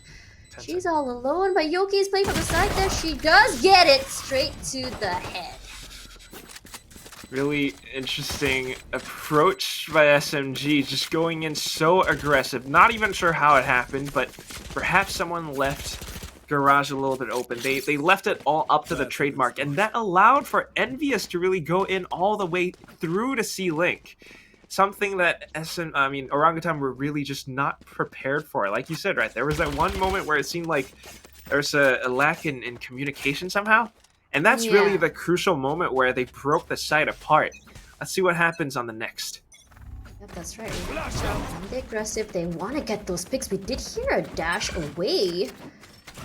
It looks like they're gonna be running and making beeline straight for A, but they already know. Immediately gonna just get that information they need. Recon does find Mythica. Gonna be caught out now because Yoki does have the gun. The famous run again. Envious waiting here in the corner. Smoke's also giving them that information. Oh, not information, but stopping that information that Team Orangutan really needs. Orangutan are just waiting though.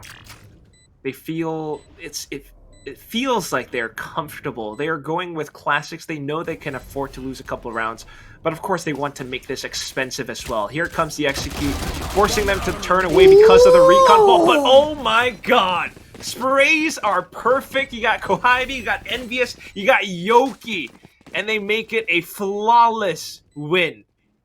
Look at that firing squad. It just felt like a hail of bullets. Yes, Bixky was caught on the side there, but what did you expect that it's going to be 3 people from multiple angles going through that. And on top of that, all of them coming in from CT. Very risky. Just the perfect triple crossfire. You even had, I believe, Casper trying to drop down from heaven, but unfortunately they just weren't really able to find a single frag. Not to matter though, because this is going to be the bonus round now. They have their rifles, 1 Bulldog, still trying to see how they can defend this to the best of their abilities. They certainly hear all these footsteps in towards B, but it's all blocked off. They cannot shoot down the spike planter. Yeah, that's right. The plant will be happening, but the utils though, that's the question. How are they going to play this? Oh yeah, Mythica, I don't know if they saw each other. They are going to be playing quietly. Bixky. Mythica side by side. Romeo and Juliet situation there. Hawk out, but not able to follow up there. Sway, beautiful follow up, making sure that her teammate stays alive. Sway is just on fire, and suddenly it's just Sway all alone. No one else beside her.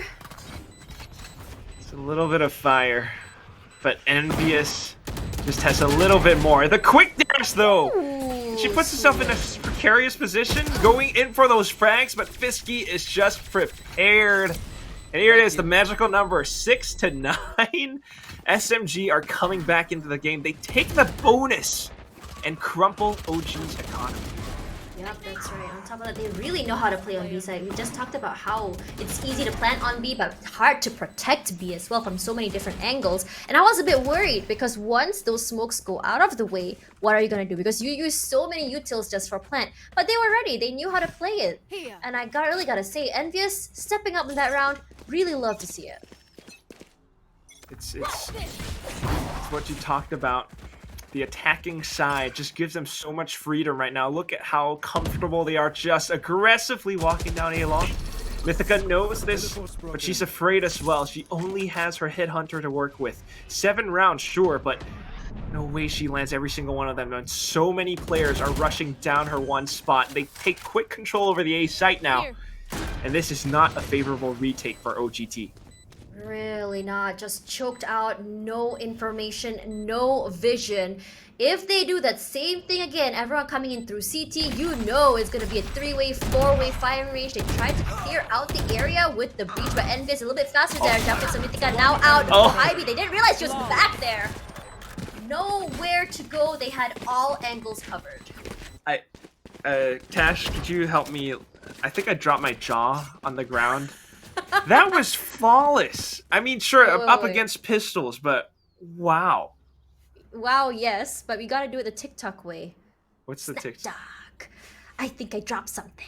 Your jaw. Sorry, I was gonna I feel old now.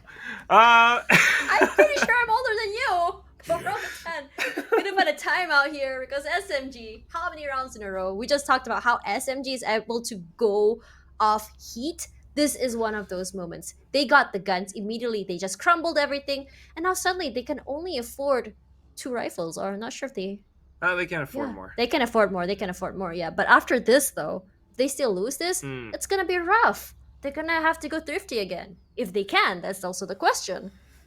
Exactly, and on the other side as well, Team SMG are starting to build up in terms of ultimates too. Envious has her Blade Storm, and she has the option to go in for an operator if she wants to, but I don't think that that's what they need at the moment, because of the sheer speed at which they push up in towards positions like A long. OGT, I don't know what they were discussing during the timeout, but they need map control, because right now a lot of space, a lot of areas are being given over to SMG. Yeah, it's very different playstyles for attack from both teams, where we saw more of a mind game, switching out sides, just keep enemies confused from attacking side. But from the side of SMG, it's just go on site real fast, get those picks, and hold it. And they're doing so well in terms of post-plant as well. We just talked about how Orangutan is good. I mean, I think that SMG is doing a hell of a good job as well. You kind of just hear that stampede and you kind of get afraid. And look at what SMG are doing right now. Early on, you might have thought that the push was going in towards A, but Yoki has gotten control of the C site. The smokes are up, and all of a sudden, you know, Casper might be inside of Garage, but there's nothing that she can do on her own. Sway has to come in to assist with her operator, but I'm not sure if she can actually find anything. Yeah, they're just trying to clear out those angles that they're pretty sure someone might be. But here comes the flying broccolis coming in from Ivy. Oh! That's gonna be a problem. Mythica does get Yoki out of the way. That's the smokes out of the way. But the concuss is gonna be happening. Has to move out with Chow. Finds Envious. And suddenly the retakes are looking so good for Orangutan. 2 left with the sprays. Fisky gets one, but just gonna trade that out. Ivy! Oh my god, Orangutan! They stuck it and they won it. They managed to stick it, and through sheer trust in each other, they managed to fell Kohibi, who still, despite being the lone survivor, took down 2 players along with her. Still scary, but this is teamwork. They secure yet another round, and 7-10, they make it just a little bit closer to sweet, sweet victory. Let's see if they can pull off more retakes just like that. That one was kind of won off the back of a Rolling Thunder. Yeah, that's just one of those situations. Wait, Fakers again, she does have the up, not quite getting that because of that concuss coming through. But here comes the Dugo, giving that space, but Frisky in the back saying, go ahead guys, I'll be right here. Not dying, hopefully, just staying alive. But now they're gonna be changing ways because there's 2 players on B. Now they're just taking their time here, and yes, she wants to get something! Oh, that would have been beautiful if it was a hit. Not quite enough to do anything just yet. Think about a head. Oh, but here it comes. That's a good spot. Similar approaches. They make a quick adaptation. Early aggression in towards A, but then they make another push separate from A in towards B. And the trademark doesn't do anything. It's going to be yet another retake scenario, and not sure if B is going to work out too well for them. They're using a lot of ultimates to aid them in that process, though. Kachao will be able to find the first one. Yep, that's right, and that will be Envious. There is the tap coming through. Suddenly, so much space given up to Orangutan. Mythica finds Yoki as well. Mythica gets a double. Fisky finds Mythica return, but not gonna have to do anything. That's the problem with Orangutan. They're just so great on that retakes. I just gotta say, yes, B is just so good. But the problem is when you've given so much space to Orangutan, I just said this before. You give them an inch, they take a mile, suddenly the whole area is theirs. Yeah, what on earth was the firing squad that we just saw? It might be the B site. They didn't have smokes, and every single player from Orangutan are just positioned up front, spraying them down through the one choke point. Not to mention, I think one of the linchpins of that operation was Casper coming outside of Garage to catch out the remaining players. A little bit of that teamwork coming back in yet again. They're starting to play retakes now, and it's working so well. SMG needs to find other options because they might be able to get spikes down, but they can't really hold down the site. I think another thing as well that I really gotta say is that they did win on B before, and they did the same thing again. I think one thing about Orangutan is that they're very aware on how SMG, whenever SMG wins around, they're like, okay, take note of how they played this. They tried the same thing again. Suddenly they had a different way of doing it. They just rushed through. And because of that speed as well, they're not prepared for it, because just now they were playing slow and suddenly they're just so fast. How do you adapt to such drastic changes in your gameplay? Exactly. I mean, this happens when you're playing from a deficit. you're playing your opponent's game at this point, and OGT, they get to adapt. They get to change things up however they deem fit. And SMG are the ones who have to kind of figure out their game plan, and it's something that kind of hurts them in the long run. 7-11 now, and they still need to find a new approach to taking down OGT.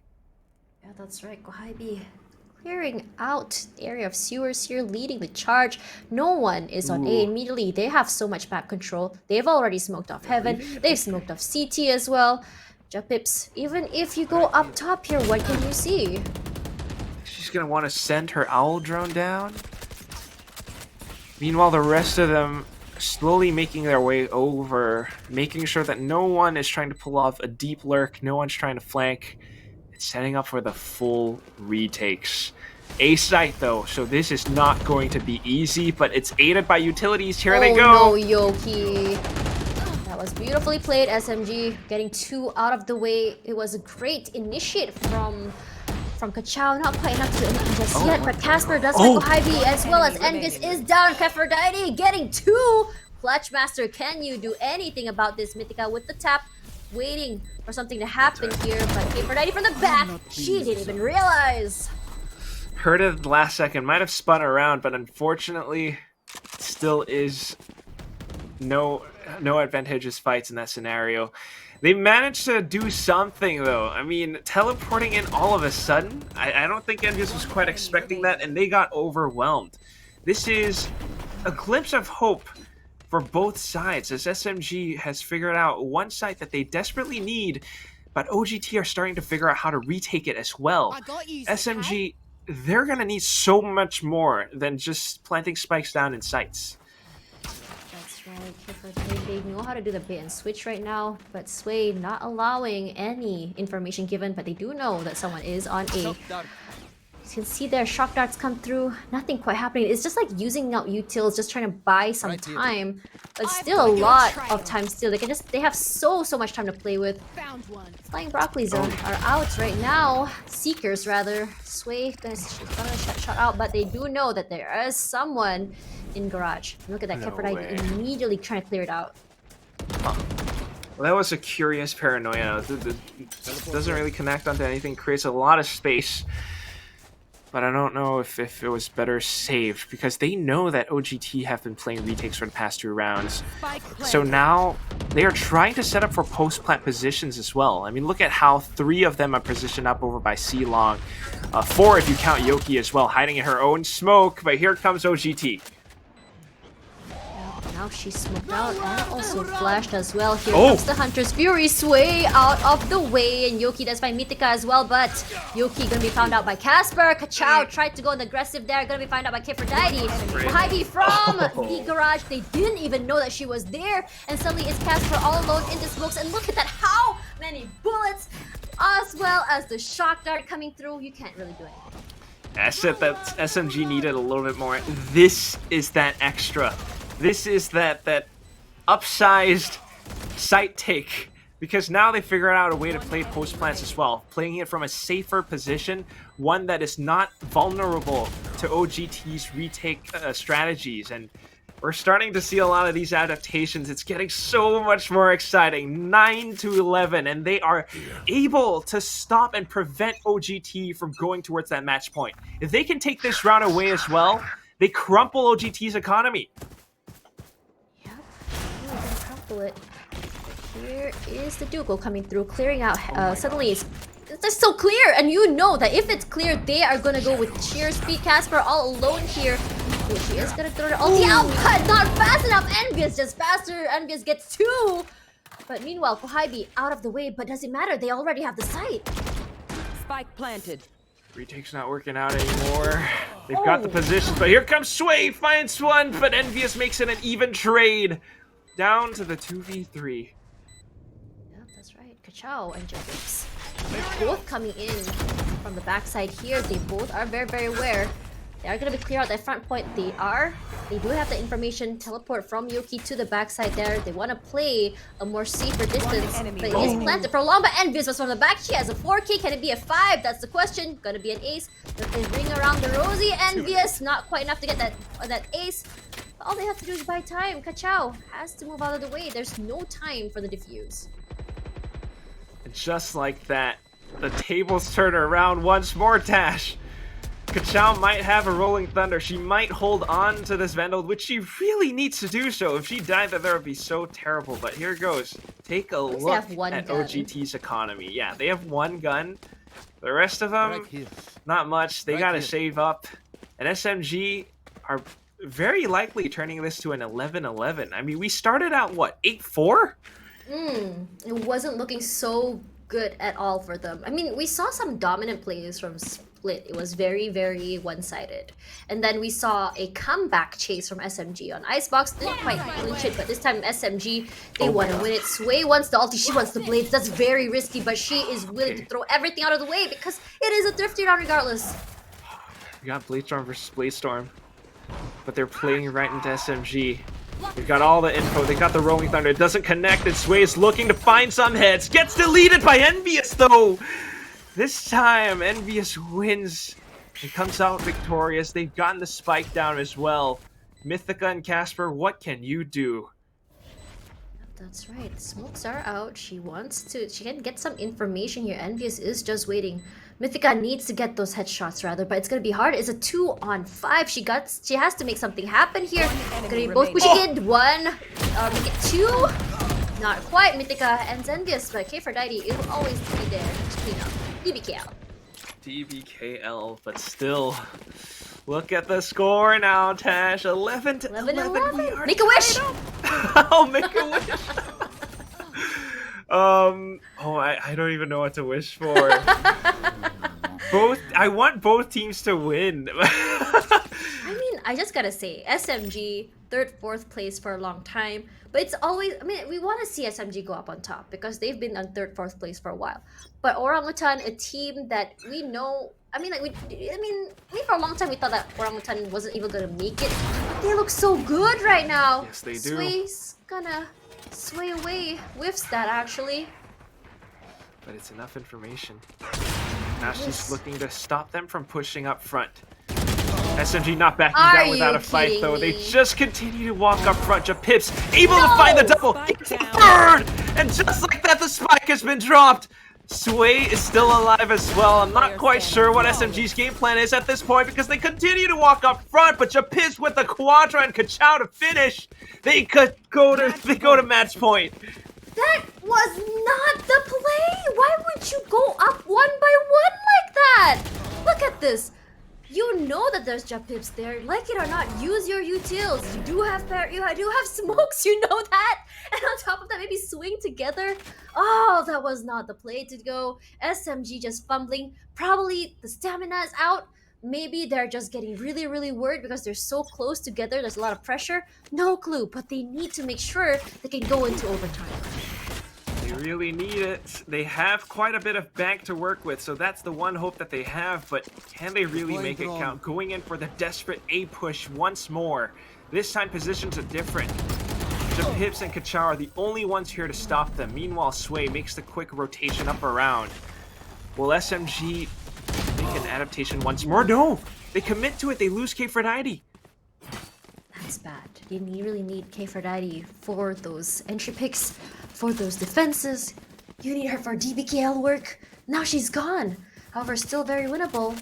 They are gonna go slowly through the area of garage. Mythica has a feeling. She feels it in her gut.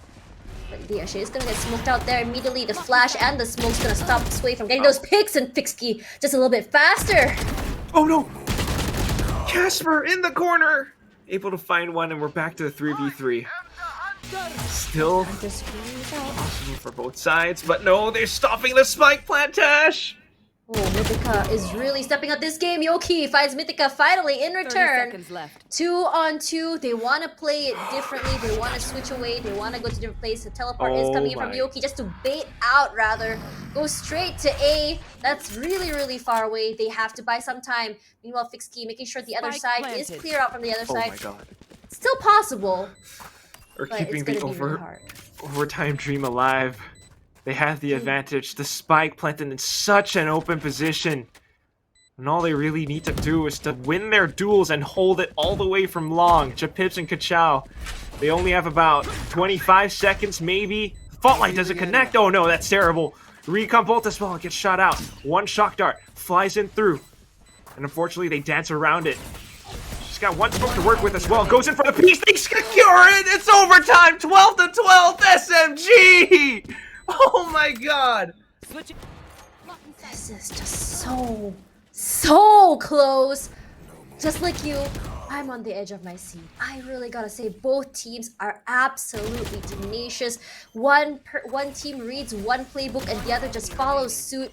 Really gotta say, both teams are just stepping it up. But now we're going on to overtime. That's what SMG wants. And Orangutan probably very frustrated because they did have the lead, but SMG just not willing to lose. Really not at all. They want this just as much as the OG girls. And even with Sway pulling out the big guns, the operator and everyone else doing their best to anchor down the sights, fortunately, SMG will still be able to pull off miraculous plays like that. And here we go, swapping sides now. OG on the offense. Sway is leading the charge. Has to be careful though. Do not give SMG a free kill. Yeah, SMG, they know how to play it. Sway has to be careful, and K4Didi, this is a very nice angle. Gives a cover if she needs, can move away if she wants to, but they're playing it real slow if they want to. They don't want to overpeak. But now she put down that teleport. Now they know there's something happening. OG Montica beeline straight onto B, and we've seen their post plans. It's been pretty good. Oh my gosh. And they know that SMG is trying to pull off a bit of a retake from Garage as well. That's why they've got Casper anchored down in this spot. The rest of them making their way through. There is a flash. She has to teleport away. Oh my god, Mythica! He was not expecting that. K4Didi as well as a 3K. Mythica with the ping buff going online gets a 4. 12-13 now. The ping buff! Switching sides. And Mythica is able to come up huge this time in the first round in OT1. So much potential, so much damage, so many headshots. And it's off of smart reads. I don't know if it's the coach, I don't know if it's the IGL, but OGT are making great plays. And now calling a timeout? Oh boy. Oh man, I mean that garage play, they had the right idea, but the thing is, I think they were just so fixated with Casper behind the door, they didn't think to see if there's anyone right in front. And because of that information they had, Mythica just swings out in a line. They were just lining up for her. Very beautifully played. Perfect. And I really gotta say, Mythica this time around is just looking so good. She really steps up when she needs to. She's so good at playing DBKL, as good as I would say K4Didi, not if sometimes even better during some situations. So yeah, I mean different roles perhaps, but it's on attack, on defense, Mythica is still able to do it all. And it's they're just working as a team. They're reading the situations all so well. And not to mention Sway, who's pulling off some interesting positional plays as well. I mean, normally you think of a Jet as an entry fragger, but she's lurking at times. Envious, on the other hand, though, complete opposite. Often see her going on the aggressive. This time around, however, spending a bit of utility, allowing for Sway to go in to find something, and there's that opening pick. Yoki spraying through the Cloudburst, though, unable to find it. Oh, this is a good advantage for OGT. Yeah, that's right. This is actually what they need, because they really need K4Didi. Oh my god. But for now, Casper gonna be watching the side there. Envious does do a tap there, wants to see if she can get any reaction, but there's the discipline coming through. They're not gonna give any information at all. But Sway is solo, but we've seen Sway do so many big plays, regardless of HP. That confidence from Sway is just something else. Kachao watching the side here, but it looks like, well, look at that. This is what we saw just now from the side of SMG on split. The way how they say it, it's okay, do not rotate until they fully commit, because both teams love to play mind games. Both teams are very, I would say, they just can't make up their minds. I mean, they can go on a whim. A, B, C, does it really matter to them so long as the spike goes down? Yeah, 30 seconds I left. think they've kind of cemented the idea that B is the way to go. They shoot out the trademark, and Envious is in a good position to possibly stop them from rotating over. There is that smoke in front of her as well. The rest of them holding all these positions inside of dark covers. Could also be a gamble though, because you get shot out just like that by Mythica, and it's devastating! Kachao finds yet another! Envious comes up huge with a double! She has to keep this alive on the back! She finds yet another! It's a triple now! Dashes away! Doesn't know where Mythica is though! She gets into position, runs out of ammo! Pulls out the classic, and time is running out! Blade Storm popped, and Mythica wants her head! She's looking for it. No, she's probably outside the middle, but Envious got the angle! The quadruple to keep the dream alive. We go into OT2. Switching sides. Oh man, overtime too. I really gotta say, Kohaibi, that was a big misplay by her, but it doesn't really matter because teammates are ready to make something happen on the side there. Envious comes out big, Mythica as well, and I was honestly just so curious to see who would come out on top. Both of them were just so low. Once these, both of them are out. That one tap with the Blade Storm. A single shot, anything. Maybe if Mythica even pre-fired, that was possible. But here we go, OT2 now. And OGT back on the offense. Yep, that's right. 13-13 is the way. OGT, we have we have Sway and Envious here, both on A long. Now it's a battle of the Jets. Vixky, gotta get some information here. I think a little bit too far away. Oh, did she clear that? I think she might have known now. For now, all they're gonna do is just hold the angles. They don't have to be as aggressive they want. But look at the spike. It's going toward C side. That's where the spike is. Ivy off the guiding light doesn't really get much information. Sway re-aggressing. The confidence on this girl. Doesn't quite find anything though and sustains quite a bit of damage. And now she's playing for those lurks again. It's all up to Aphrodite and Yoki to anchor down this site. And once more, they're doing the same smoke, the same flashes. And they continue to go on through. That's right. They do like to play through the smokes there. Again, Yoki, the smoke operator, does get Mythica out of the way. That's one big player, the one who's the DBKL from the side of Orangutan. Yoki's still very healthy there. 30 Pips seconds as left. well as Casper playing in that smoke as well. They're both playing smokes, but Yoki finds Kachao. Pip's gonna trade that out with Aphrodite, but One enemy gonna remaining. find Sway. Yoki right now with a triple, and now 14-3, looking so great from the side of SMG. But the thing is, when we see one Switching win from one sides. team, it's always gonna be the same Match for the point. other. I don't know, actually. I'm quite afraid. The smoke criminal in Yoki is waking up, but at the same time, in OT, when you win one round, you kind of get that confidence, you kind of get that little bit of wiggle room to make some daring plays, and that's something that we saw Sway pull off. And it's not unless Envious actually pulled off such a miraculous clutch that they managed to put us into OT2. SMG, they can play around with this however they want. Yeah, they're not this play. I mean, when you look at the way for attack, they're just both very similar. Make some noise, go to their side. Same thing happening from the side of SMG right now. But Sway, she is just trying to make something happen here on C. Does have someone waiting. They have the idea like, okay, this is what happened just now. Casper, stay here. Just get ready to smoke as fast as you can. Immediately, gonna be smoking out the entrance here from Whoa. C. The question Oh, no. now is, if they get a pick, they can go aggressive if they want to. They certainly could. It's fake information, and the aggressive picks come into it. Envious finds the double! Aphrodite us another as well! Casper was turned away because she thought the hit was coming towards B.